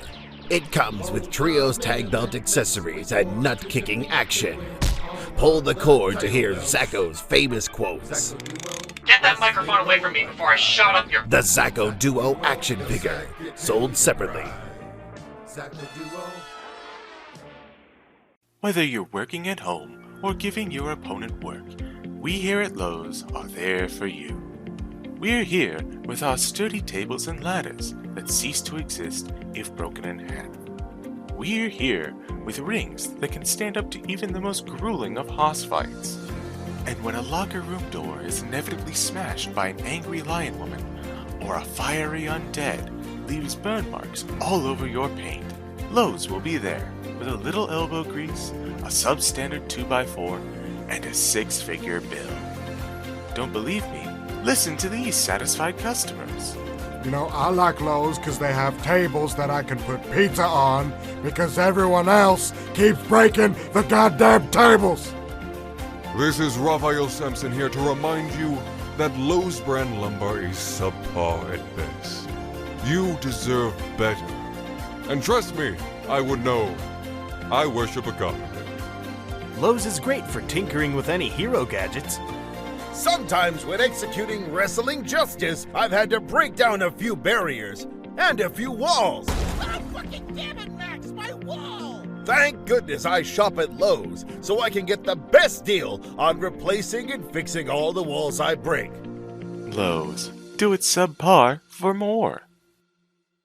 Why? And now, a message from the brass.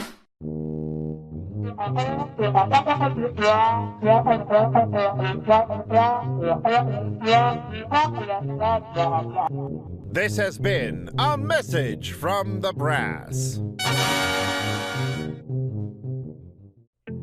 Have you or a beloved faction member suffered from a preventable workplace injury, jobber discrimination, threatening lawsuits from VIP, or harassment from Trashman Jones? You may be entitled to financial compensation and physical retribution. If so, please call Gorwheel & Associates Law Firm to schedule an appointment. We handle all cases, whether they be civil litigation, criminal litigation, or a backstage beatdown. We understand it's tough out here in the Nexus, and you need someone to both watch your back and break the other guys. So call 1-800-NEXUS-DEFENSE. And remember, you don't pay a fee unless we get blood and money for you. And we are back, ladies and gentlemen. And it's been a day. It truly has been a day. And confirm. So it is day. At this point, we're going to be fine. We're going to get through this. And, the show will go on. Speaking of which, let's get on to our next match right now. I think it's as good a time as any. There was a reboot of the monitors. You guys see everything okay? I got the feed on my end. Okay. I'm ready. Okay, then let's, as the kids like to say, let's do this. Oh, come on, put more heart into it, Jerry. The following match is scheduled for one fall. Introducing first, TJ the Mint Gable. Representing the absolute units, TJ the Mint Gable. They are a trio. They could still throw their hat into the trios tournament. And I mean, Forrest is a member of the administration. He could put in a good word for them. They all have great hair. They don't wear hats, Jerry. Well, then they can put in their shampoo bottle. I don't know. First, TJ the Mint Gable had an impressive showing in the hardcore division, and just as a wrestler in general, just the power this man exudes, the strength, and the charisma. Very impressive. And introducing their opponent,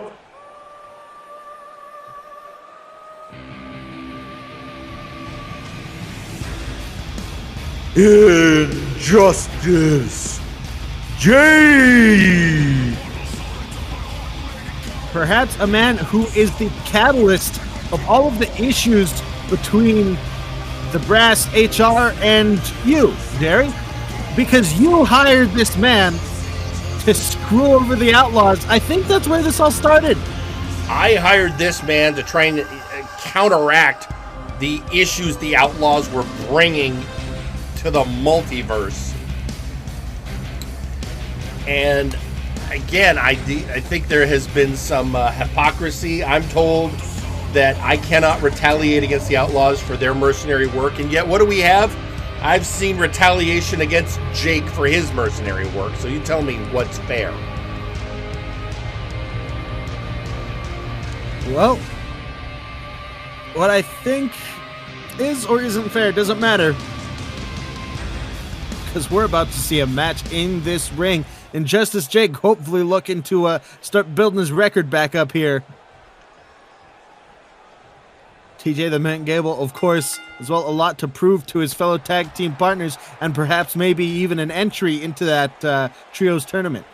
I've heard that they are certainly interested. And there goes Jhake. Taking control early. Some Muay Thai-like kicks there. Big forearm across the back of the head, just cracking him one.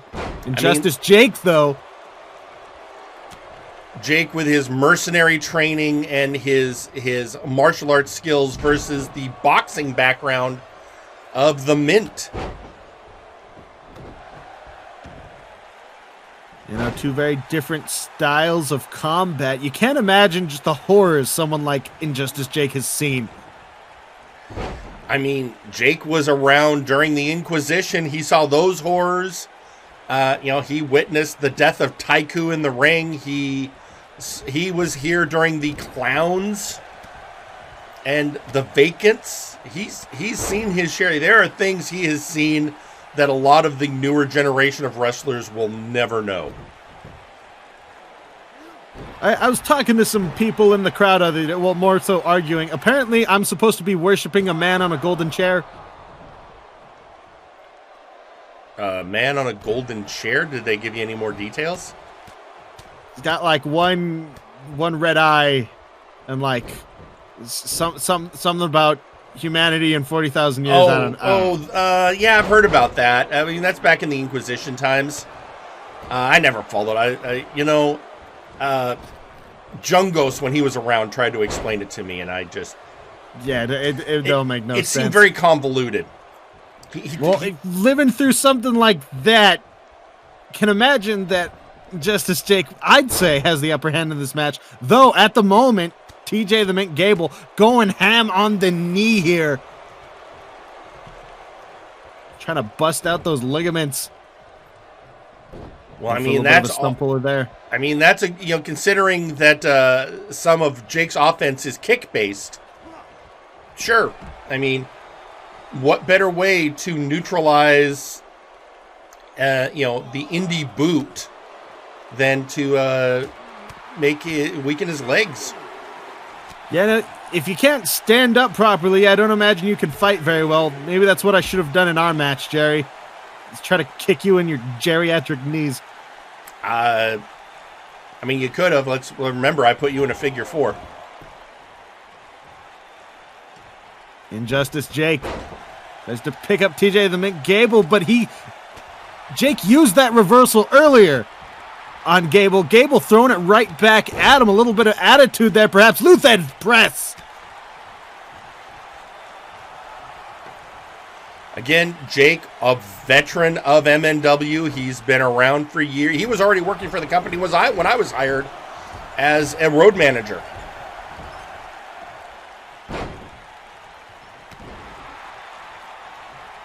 Big stomp there.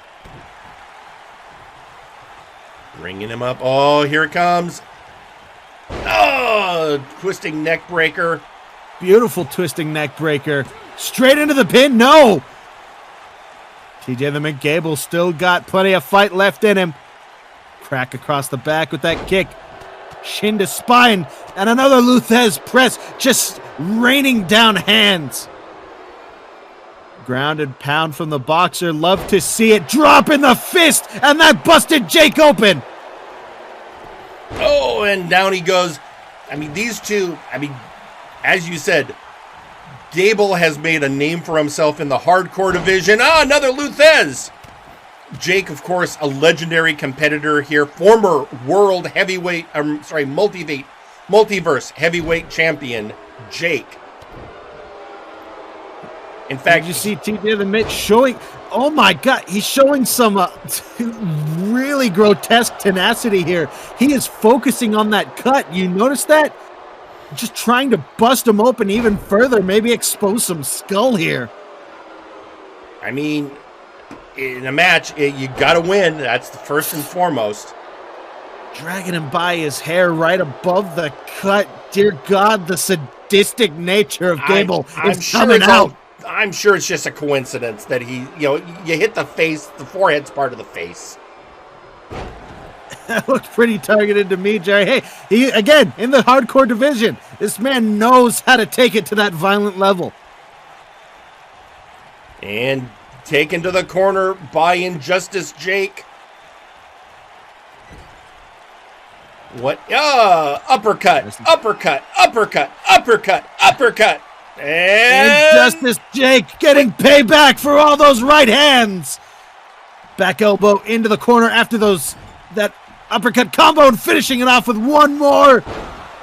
And a big high drop kick from Injustice Jake. And ladies and gentlemen, the Dreadnought Impact connects. Just a massive impact there to the side of the head, right to the temple. Both boots digging in and found their spot. Now he's just working over the neck of the Mint. Yeah, try to get him into that bulldog choke there. Again, the core strength of TJ the Mint Gable. Too formidable to keep him in that position. Nobody home. Oh, what we're going to get, ladies and gentlemen. The Otaku Slam. Otaku Slam finds its mark 2 and 3. And your winner, Injustice Jake. Fighting through the blur of a crimson mask, the man who's seen it all through oceans of blood, Injustice Jake is your victor tonight. Jake on a roll, and I'm sure Jake sending a message to the administration. He will not be held down.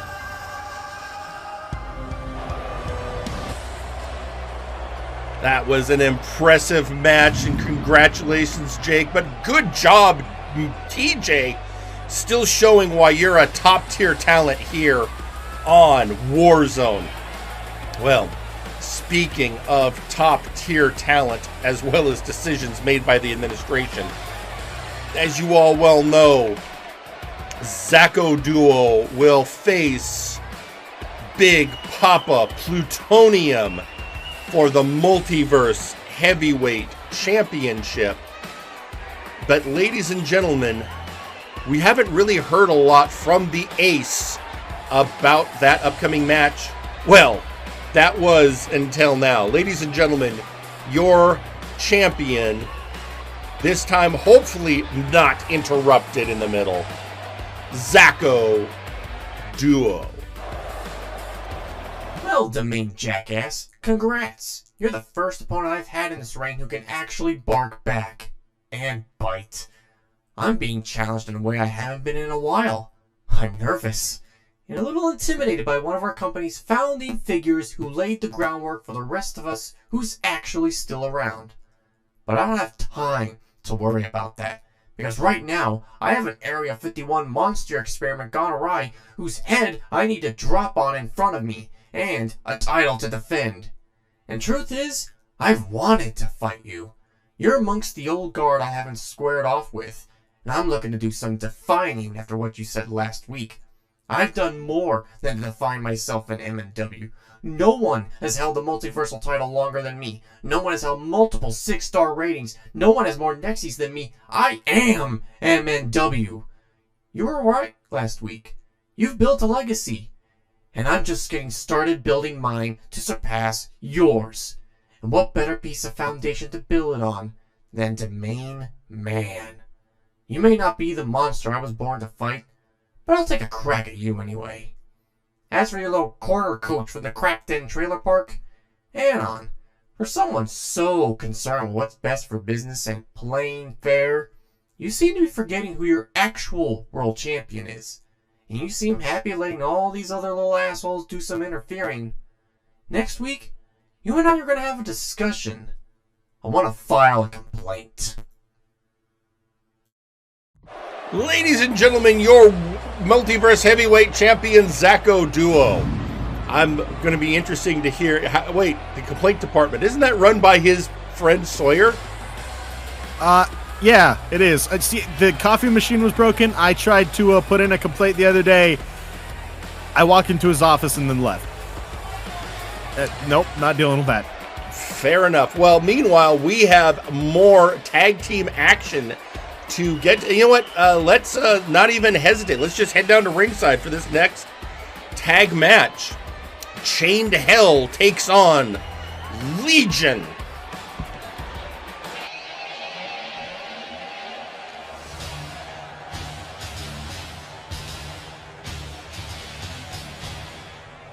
The following match is scheduled for one fall. Introducing first, representing Chained Hell, Hightower. Huh, this is interesting. This is a tag match, but Hightower's coming out by himself.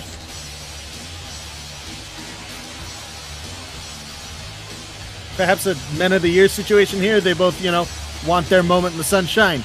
I mean, possibly. I mean, I could see that. Hightower, of course, one of the most frightening competitors we have here on Warzone.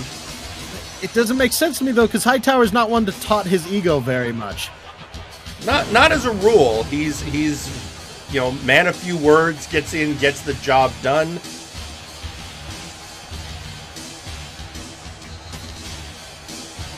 Have to see what's going on here.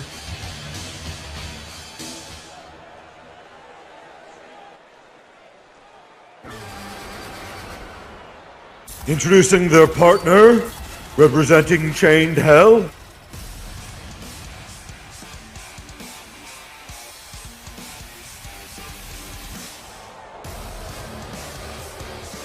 the Constant Nightmare, Constantinople.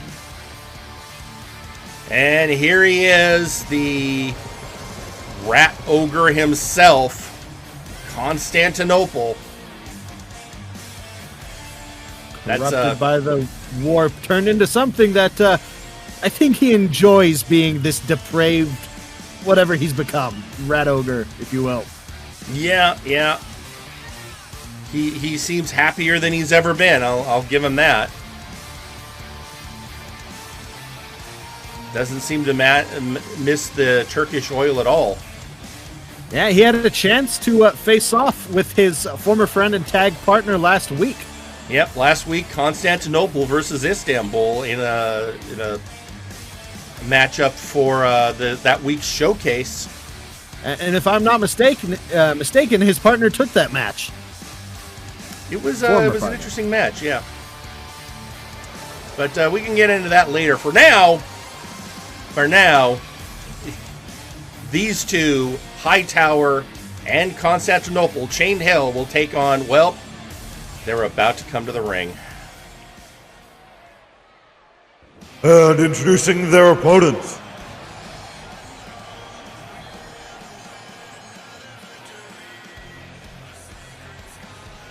They are Legion. The Fey Prince himself, or Fey King rather, sorry. Yeah, you don't want him coming here for a visit. The Fey King, Earl King West, and Louis McDonald. So when I think Fey, I just think princes and princesses, you know? I don't know why. It's just that's the first thing that pops into mind. That's an odd thing. And then, of course, you've got the absolute carny wreck that is Louis McDonald. Listen, I like some backhanded tactics sometimes, but this man is like 98% backhand. It's just a matter of time. Who's going to backstab who first in this team? We're just waiting. Yeah, how many Brutuses does each guy have in their corner? How many knives? What pantheon are they going to stab each other under? I mean, I'm not saying... Just notice there's only 2 of them now.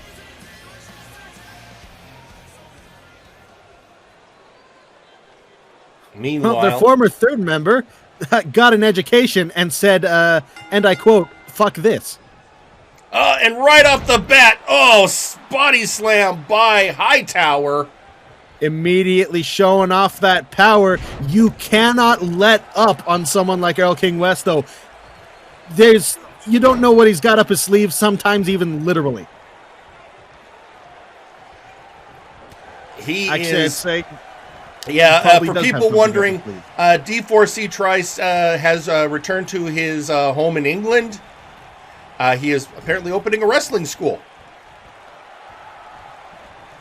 Huh. He decided to forego a retirement match because, he might always show back up that one day. This is wrestling, folks. Never really retired until it sticks.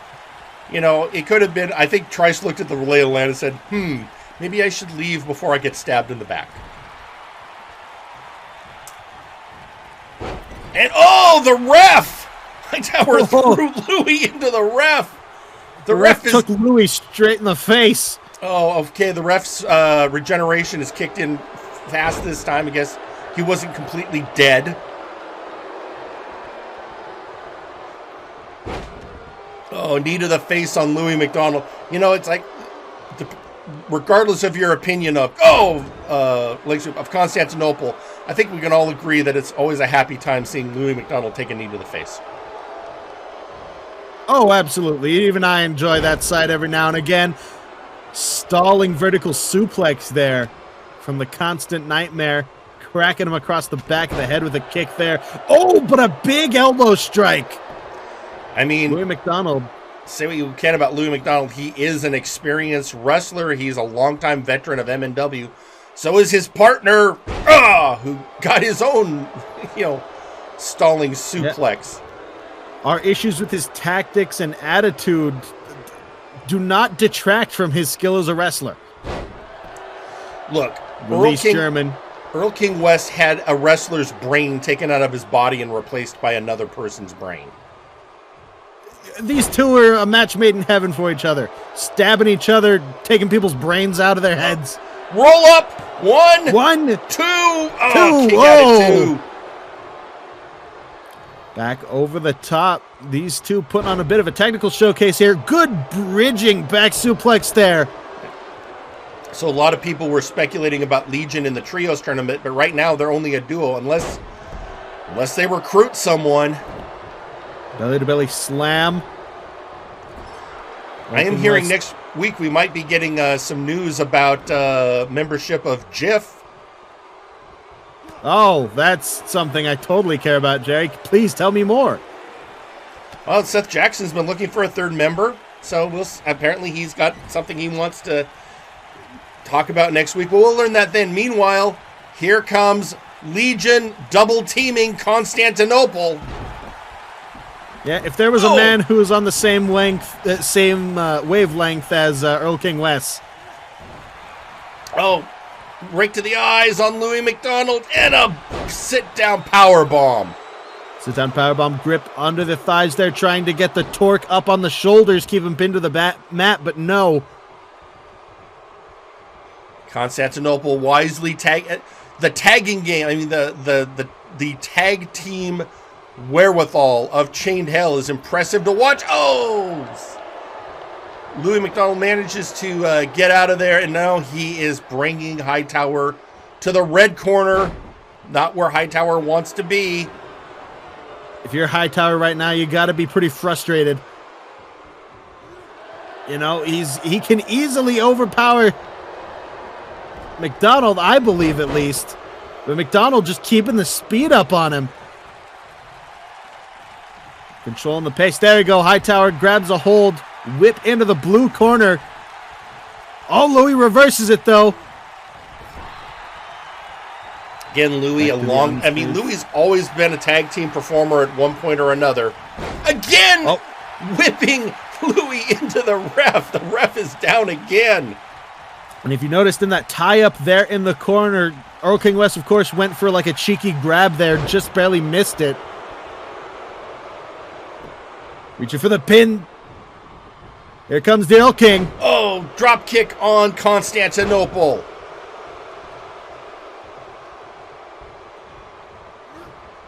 Grabs a hold of the arm, slingshot to the corner. Yeah, Earl King. Here comes the big man. Not in a good spot, and an atomic drop into the lariat. Beautiful tag team symmetry there. Kick out by the King of Kings. Man who says even when he loses, he wins. We're just picking him up there by the neck. No more tiger's blood.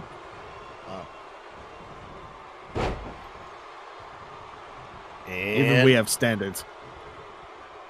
Oh, here we go. Fireman's carry. Snake Eyes!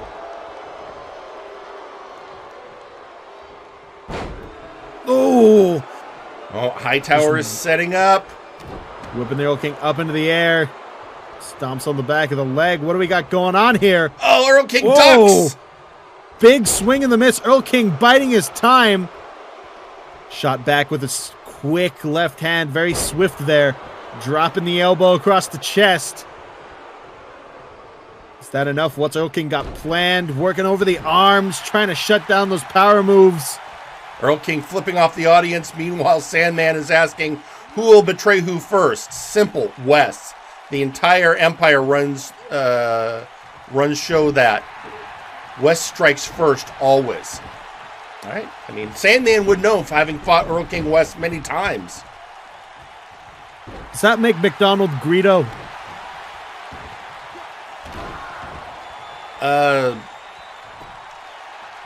Possibly. Oh, Constantinople takes out the ref. Near fall right there. Oh, Louis McDonald has Constantinople up. Oh, dropping him onto his partner. People are weapons. Not to mention the ref still down at this point, trying to get it together. Oh, King West facing off against Hightower. Hightower misses the kidney punch. Just barely. Oh! Trying to butt heads with Earl King. Dropping him, pancaking him on the mat. 2! Oh, kick out at 2. And a kick out.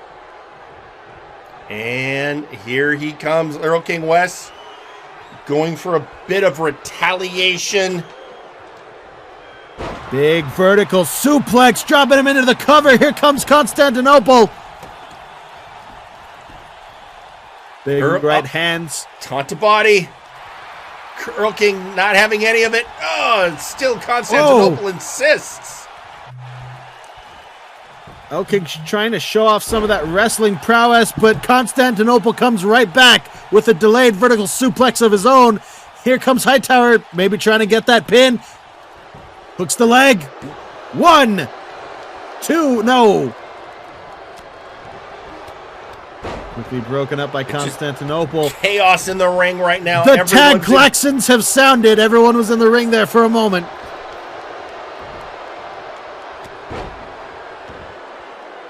Big shoulder check there. What's Hightower got going? What's he got brewing in the old noggin? Choke slam! I mean, that's a choke slam from hell. I think the goal was to send him to hell, Jerry.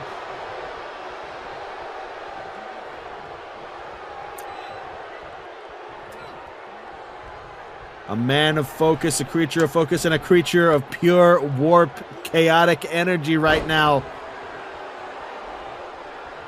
Controlling this matchup against Brutus A and Brutus B. And, just throwing a man by his neck.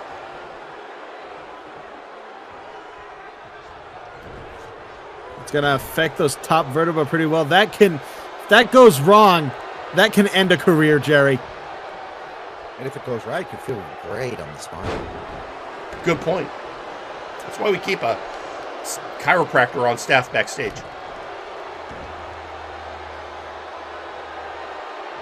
I don't believe in homeopathic medicine. And now dragging Earl King to the center of the ring. What's he got planned? Hightower looking like yelling for a tag. Flipping over Earl King. Where's Hightower going? Hightower, what the hell? He's heading for... Is he throwing a tantrum? He's heading backstage. What the hell?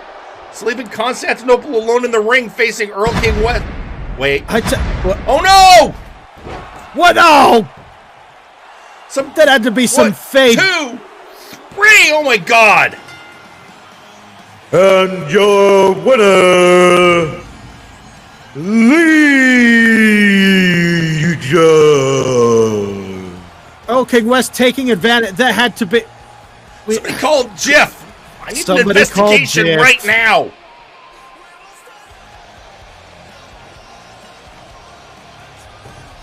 What the hell? Wait a minute, Phyllis, what do you mean? Wait a minute, what? Is there a camera there? Oh, hang on. We got a cameraman backstage. We got to head there right now. Hightower's attacking Sir McCheese. What? You see it right there. You can see it on the monitor. Hightower is backstage attacking the Big Oof champion. Sends him into a ladder. Oh my God. Big swing and a miss, left hand. What's going on here? I don't know. I think I got a feeling Hightower is declaring he wants to take the open through a table. I think Hightower is saying he wants to accept the open challenge for the Big Oof. And now he's just walking off. It's not how this works, Hightower. You can't just go kill the #1 competitor, can you? I don't know. Oh, that was just insanity. And then tweeting out on social media. Oh, that's great, Michael. You pissed off the Fae. Tweeting out on social media, Lady Kath Gina, Montoya, you might want to be careful. While I don't like him, Earl King did not get his title by being weak. If you would like to, perhaps we can cut a deal. I wouldn't mind a new Warlock. How do you feel about resistance of cold damage? All right, I don't believe in your weird fairy hoo-ha, all right? You go fly around in some grove somewhere. Go intimidate someone who thinks fairies are scary. I don't know, some Scandinavian people, I guess. Meanwhile, tweeting on social media, Sir Uncle Duck Hightower is asking to feel the wrath of a very, very angry witch quintillionaire. It's true. I mean, he still, despite everything else, he still has a fondness for McCheese. And Constantinople tweeting out, I guess tag team is no longer on the table. On to hardcore then. I don't know. I don't know, guys. He's your partner. Well, meanwhile, we have, ladies and gentlemen, we have one match left to go. It's the main event. But before we get there, let's hear from the participants. First off, person who's going to answer a lot of questions he's been getting lately, ladies and gentlemen, Sergeant Major Payne. Okay, look, I gotta get this off my chest. I have been asked time and time again, Sarge, why Cloud9? Why the fuck? Well, I said it before whenever Blood Money tried to, get me within their grubby little ranks. He gives me purpose. Now to the question at hand. Why the attack? Why the aid last week in the fight against Locken? Well, I had my marching orders, and good soldiers follow orders. Now, for my next set of orders, I was told to give Locken a pass. So, quite simply, Auf Wiedersehen, Locken, and Privet, Comrade Ice. And now let's hear from his opponent, the returning Nice Ice. Cloud9. Cloud9's a group of individuals that believe in a god that is a great flaming bull. Bullshit! 6 months I was gone, and what crops up in my absence? A cult! Do you know what you do when you have a cult problem? You snuff it out! I do not care if your god is a great flaming bull. I'll extinguish the flames in a blizzard. Yet you tell yourself lies that you are not afraid of me? Go ahead and tell the multiverse your lies. Because we all know the bravest thing any member of Cloud9 has done was think about attacking Locken. And the stupidest was actually doing it. And there you have it. So, ladies and gentlemen, I can't count. Apparently. Go ahead and get your jokes in now, Michael. I forgot we do have you one other match. You make a joke of yourself all on your own. I forgot. I was so upset. Everything has been getting me, and then Sir McCheese got attacked. I forgot we have a match. In fact, it's kind of related. Our penultimate main event. It is the penultimate main event because last week Exar Kun called out the Storyteller after the Storyteller had his confrontation in ring with Sir McCheese. So yeah, we have one more thing we have to do, and that is, before we get to the main event, and that is this right here. But first, tweeting out on social media, Carcharodon, Mikey, you're going to need a supersized shovel for that hole you're digging yourself. Go suck chum. And with that, let's head down to ring for our penultimate match.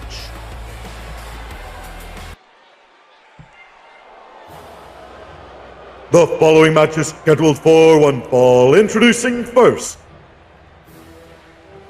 Exar Kun. Jerry, do you have any fears that this matchup could, alter the fabric of reality more than it's already been altered? I mean, I have that fear fairly regularly, but, these two have so much history. Exar Kun, the Sith Lord, the mentor of Kane, our current Nexus Titan champion. The faces of fear were shattered by a machination between Dr. Grimm and the Storyteller that led to the formation of the Murder Cave. And between that and then what's going on with the Big Oof, Exar Kun decided it's finally time that he get in the ring face to face with the Storyteller.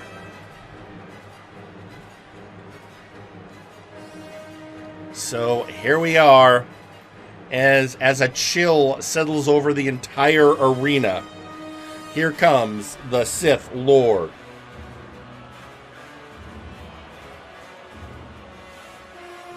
Is he going to do the thing? Of course he's going to do the thing. I hate it when he does the thing. And here is he's drawing on the fears and power of the crowd. Just drinking in that dark Sith energy. Drinking it in, man. Where's my Pepto?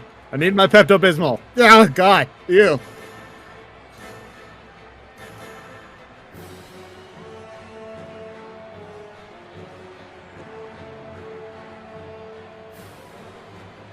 I would like to remind the crowd that Michael Montoya is not a regular wrestler and you cannot call him out for matches.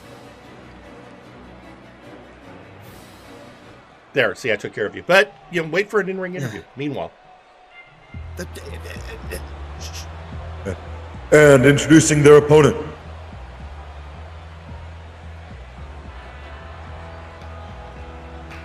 The Storyteller. There we go. And, yeah, as if it wasn't cold and creepy enough already, here comes the Storyteller. At least he's wearing his classic outfit right now and not looking into our souls. Yeah, no. He's just classy enough, unlike some other promotions, to use a man's severed head as a lamp. Ugh.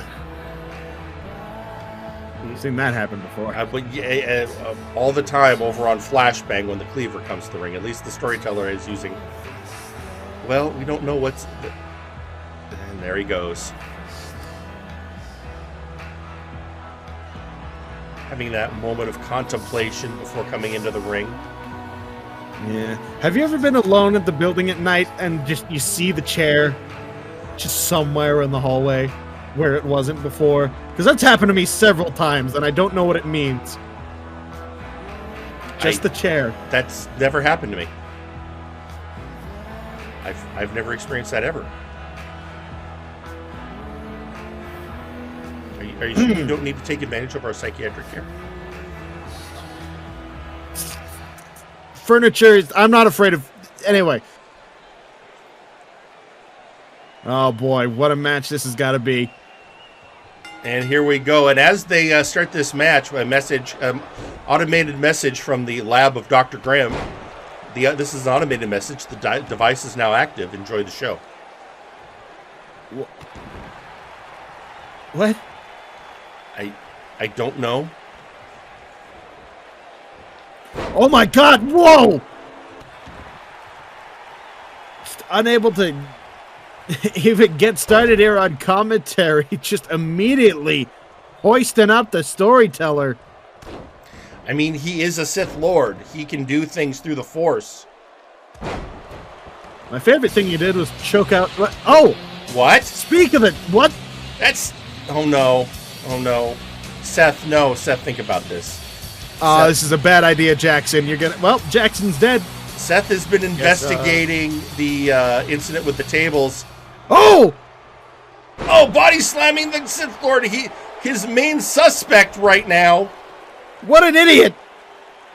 Just body slamming. Okay, Seth. Seth, why? Just dropped Exar Kun on his head. Wait a minute, and now the Storyteller is whispering something to Exar Kun. What's he? I can't. I don't know. Do we have a microphone down there? We can't hear. Now he's kicking it. All right, but he was whispering something to him before.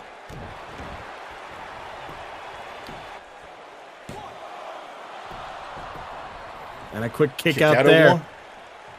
Exar Kun trying to wipe off the cobwebs. Apparently Seth rattled him.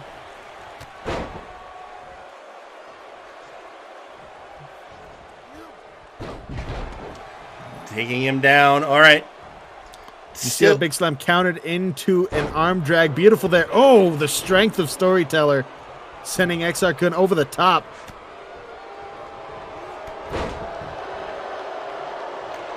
These are two. And he's calling for it. Which one is this, Jerry? I won't know till we see it. Oh!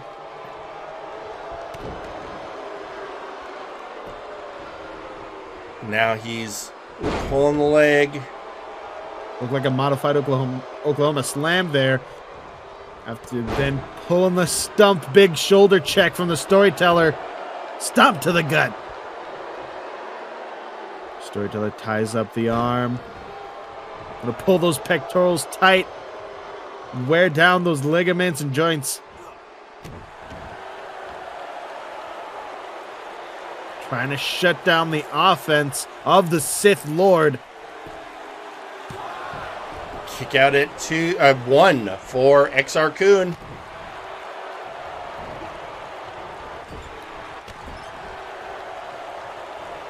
Again, the Storyteller with those flip kicks of his. Jumping up to that top rope with the boot. This is the only man who can make backflips like scary to watch, is the Storyteller. Exar Kun taking control. A leg sweep. You know, I've been told that, you can use those backflips and his landing trajectory as a method of divination, just like tea leaves. Yeah, but it's always scrying. It's always you're doomed. Yeah, like 99.9% of the time, it's just like you're dead. Got the triangle locked in. Exar Kun, though, punches to the kidneys. Ooh. Just that, what a disrespectful move that was. Just a straight push. I mean, no Pushed love him down to the ground. No love lost between these competitors. Absolutely storied history. Yeah, see what I did there? Between these two competitors. And here comes Sith Lord bringing the Storyteller up. Reversal. Wrench in the arm. Another go behind, dropping the leg.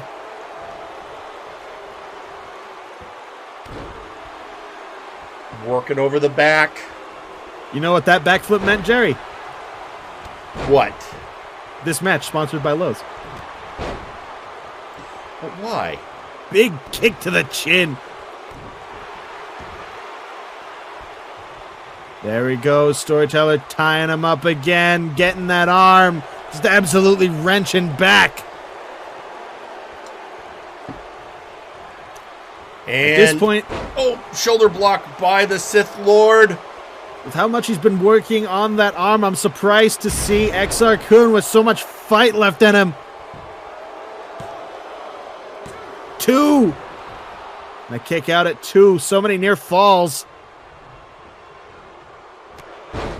Nice reversal into a lariat there. Exar Kun getting his way to the outside to take a breather, regather his forces. Oh, but Storyteller says no. See, that's always dangerous. You have a man who has the size advantage in this matchup, but also who's athletic and acrobatic enough to do stuff like that. That's a formidable opponent even for a Sith Lord. Well, they're going to have to get it back in the ring here fairly soon. I don't want to have to restart another match. Well, not before a mud hole is stomped into Exar Kun, apparently.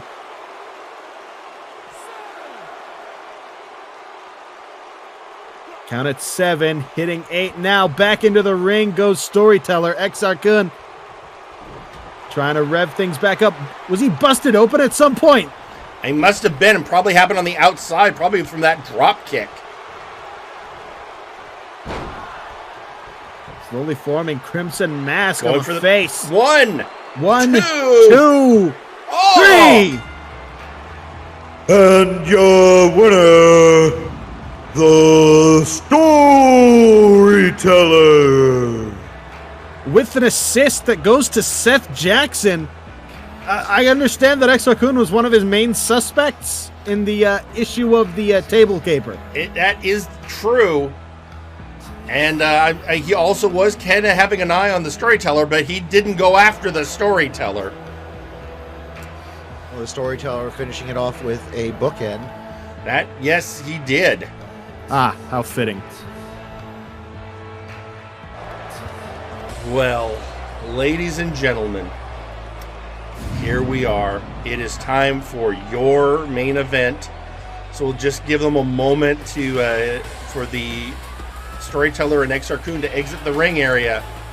And then... Yeah, just so we don't have any more interruptions tonight, could we get, like, Phyllis at gorilla position with a spray bottle or something like that? Possibly. But meanwhile, tweeting out on social media, let me, from McMorgan, let me give you some advice passed down through my family, Montoya. Keep your mouth shut. I am no friend of Earl King or Katrina, but you are insulting powers that you have no fucking clue about. Yeah, is that the same family who thinks that eating rice out of a sheep's bladder is a good idea? I'm gonna pass on the advice. Thanks, Luke Morgan.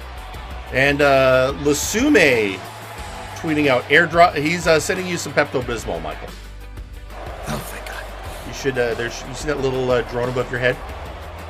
Just reach up. Okay. There you go. Woo. And then finally, Rapture New Road tweeting out.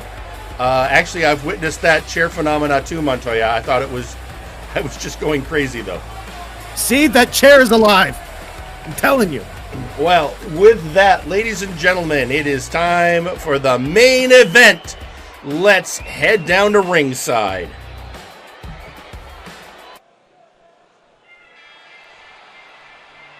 The following match is scheduled for one fall. It is your main event. Introducing first, accompanied to the ring by Duff Funk, Sergeant Major Payne. And here he is, the unknown soldier, Sergeant Major Payne, representing Cloud9. We still have no idea what Ignacio Cervantes was doing in the first match of the night, going after Depth Charge. Well, to see if he's acting under orders or if that's just... Or does Depth Charge owe him money? Something. I don't know, but all I know is that Sergeant Major Payne is a tenacious, formidable opponent, even for someone like the man coming out next. Man we have not seen in a ring. We haven't actually seen him once in 2022. This will be his first match of the year. We haven't seen him for months. Yeah, for a man of the people, he sure spent a lot of time, away from the people doing whatever he was doing. And introducing their opponent, accompanied to the ring by Lockin.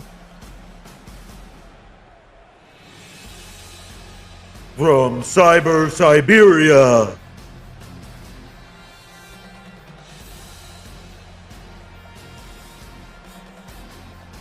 the returning Nice Eye.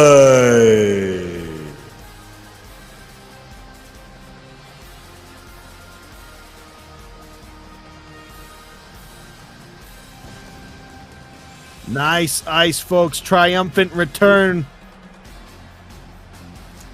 to in-ring action after spending months in the... Is it cold in Cyber Siberia? Or is it like... I mean, there's a reason why he's called Nice Ice. Yeah, Cyber Siberia, honing his skills, getting back to his core, representing the greatest of ideals of communism, all of the good things that it brings. He is a man who represents the people. I'm not even gonna start with that. So, meanwhile, tweeting out on social media, Sandman, okay, so Montoya is pissing off fake creatures, not a good idea. Jerry Aldini, flip a coin on if that is a good idea or not. And now decides to insult the angriest son of a bitch on Warzone, who also happens to be Scottish. Probably worse than pissing off the Fae. Anyone else you want to make completely angry Mikey boy? Hey, listen, like it was stated before, I am no longer sanctioned or required to wrestle or be in any sort of physical activity besides standing in that ring and conducting interviews. So if any of you touch me, that's on your conscience. Sergeant Major Payne going for the attack off, which when you jumped into a DDT, that was impressive. I mean, let's face it, a lot of Bad Batch members weren't even on the roster last time. Nice Eyes. I mean, Payne was, but they never crossed paths. Yeah, with also, Nice Eyes coming back, are we going to have an East and West locker room now? No. He will locker with everyone. He is a man of the people. He doesn't discriminate. Mr. Gorbachev put up a curtain. Funny you should mention that. Tweeting out on social media, Sir Uncle Dunk. This is Sir Uncle Dunk here to announce that I am now investing in a golden curtain to segregate certain MNW wrestlers. On one side will be Nice Slice and Aachen, and on the other side will be everyone else. See, Uncle and I were on the same. See, we're on the same wavelength. That's how you know we're both rich geniuses. Sergeant Major Payne stomping on the face of Nice Eyes, showing him what for. Drop of the elbow onto the gut. So much for a triumphant return here, folks. Getting his ass kicked by Cloud9.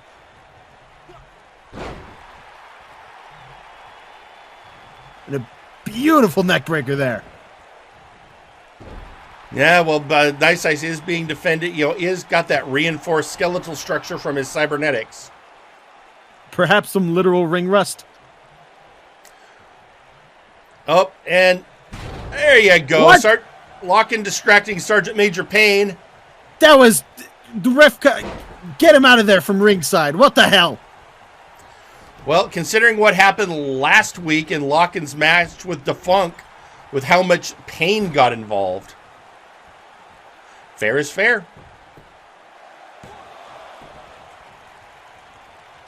Roll through there. Not quite able to get the pin. Oh, body slam. Welcome home, Nice Ice. Just whipping him down to the mat. The strength of Nice Ice, I've got to give it to you, is impressive. His taste in tattoos, not so much. Gut wrench suplex. And that's now gonna crush the tailbone. Another sit out power bomb.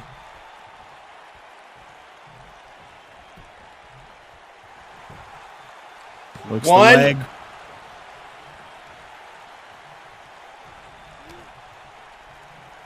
Ooh. Whip into the corner. Sergeant Major Payne trying to switch things up here, take it back to his pace. Get Nice Ice into a technical setup here or a striking battle. Both, I believe, would favor Sergeant Major Payne. Very just prominent with those strikes. Stretching out the Siberian. Nice Ice, though. I don't know. I'm not seeing any ring rust. Are you?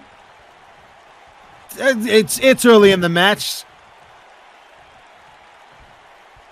Oh! Good pick of the legs, though. Into a side slam, now driving the boot into the chest and back. Now, he's giving Payne a taste of his own medicine, stretching him out. Payne getting out of it.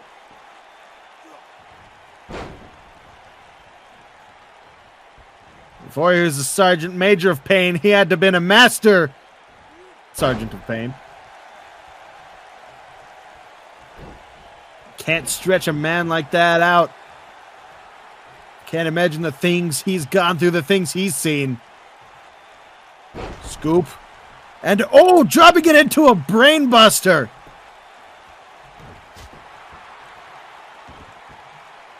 Sergeant Major Payne expecting to go out on his back, but that was dropped on his head. Clever bit of offense there from Nice Ice. Go behind and a side slam. Payne now trying to mount some offense, getting Nice Ice in the corner, bringing him down.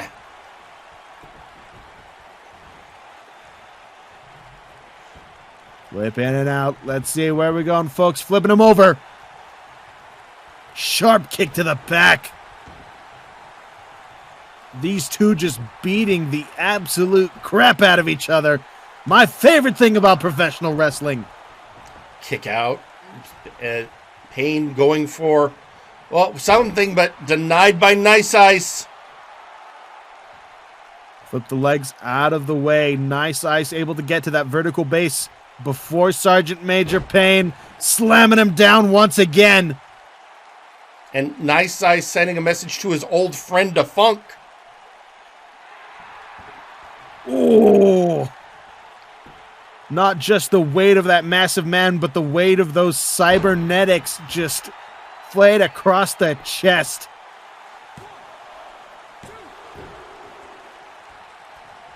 I can only imagine how heavy those hydraulic pumps and things are that keep those cybernetics pumping.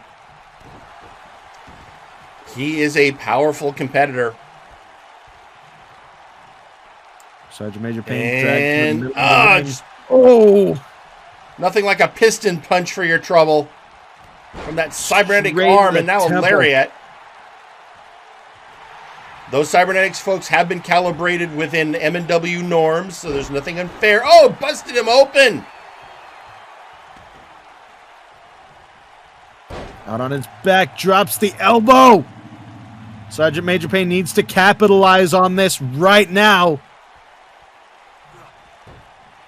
He looks to do so.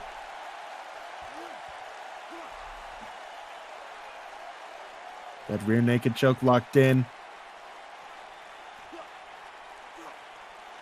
Grip locked. Nice Ice, almost like he's just enjoying the rest. Smirk on his face. What a treacherous competitor is Nice Ice.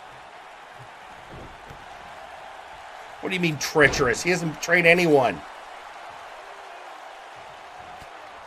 The amount of red he's wearing, it'll happen eventually.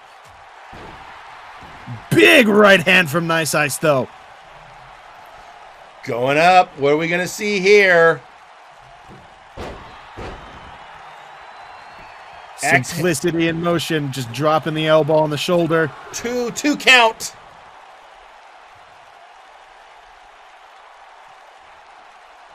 Back up to his feet. Sergeant Major Payne needs to regain control here if he wants a chance at this match now. The ball is rolling downhill, it seems, for Cloud9. What's he set up, ladies and gentlemen? Oh, I think he was going for Russia with love, but got countered by Sergeant Major Payne.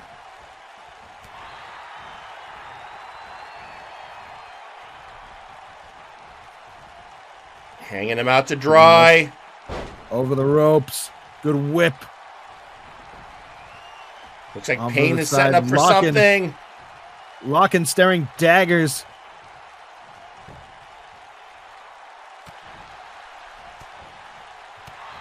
He got that over the top hammerlock there.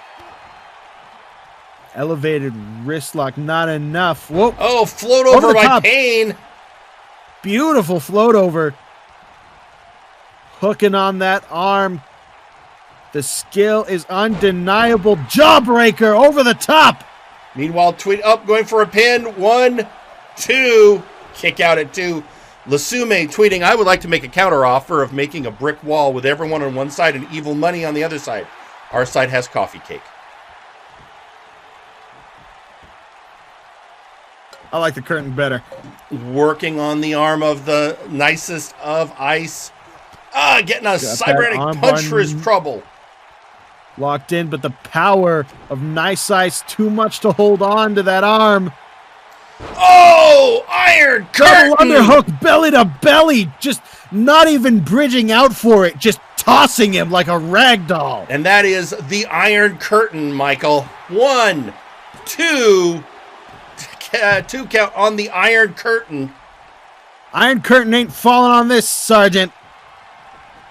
Well, you say that, but Nice Ice is setting up, getting in position. The only way you're taking down Sergeant Major Payne if he's KIA. Oh, setting up for Russia with love, but Payne got out of it again. Dump to the mat. Sergeant Major Payne not going out without a fight. What's he setting up for now? Bringing him up. And, ladies and gentlemen, Blitzkrieg! Blitzkrieg connects, and that's it, folks. Good night on your... What? Kick out at 2.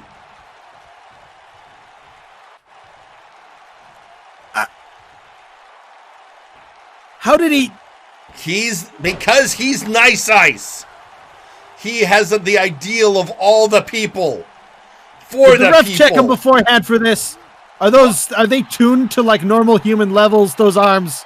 We did have him checked beforehand. They are within MNW acceptable parameters.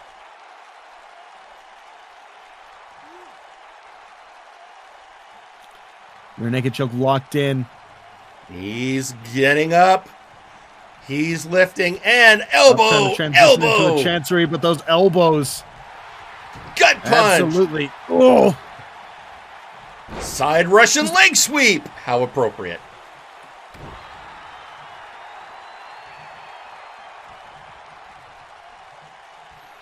What a disrespectful... Oh, I thought he was going for the pin again. Nope, he's just wearing Payne down. 1, hooks the leg. 2, kick out at 2. I don't think the ways of the Great Bull are doing a lot of good for Payne at the moment. Whereas the idealism and purity of Nice Ice is holding him through. And, another gut wrench suplex. And maybe... Nice Ice has got the power, I'll tell you that much. Boom, there it is, power bomb. Oh, and Nice Ice is down. Is this going to be the moment? Can Payne take advantage? He's going to have to if he wants any chance at victory here. He needs to take advantage, but not enough. Oh, beautiful. Did you see he slid back into that drop toe hold? It was well executed. I will give you that. Now he's just laughing at Nice Ice, mocking the Cyber Siberian on his return match, and the mortar shot. Washing his face with that mortar shot. He kicked out again. Nice Ice will not stay down. What kind of juice does this man drink? Besides potato. I mean, you have good vodka. Well, is he finally going to hit it, ladies and gentlemen? Belly to belly. Is it? Yep, up he goes. And from Russia with love. 1, Come 2. on, Sergeant Major. Gonna kick out at... What? And your winner, Nice Ice.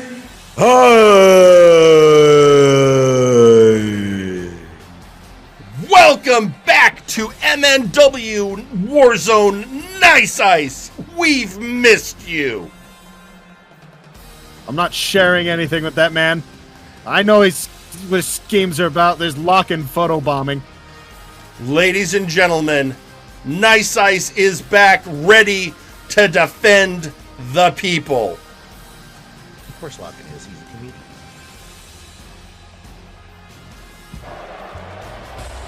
And tweeting out cybernetically, it's Nice Ice saying Multiverse next. That was the wrong message. That's one of our regular messages that goes out during the show. Let's try that again.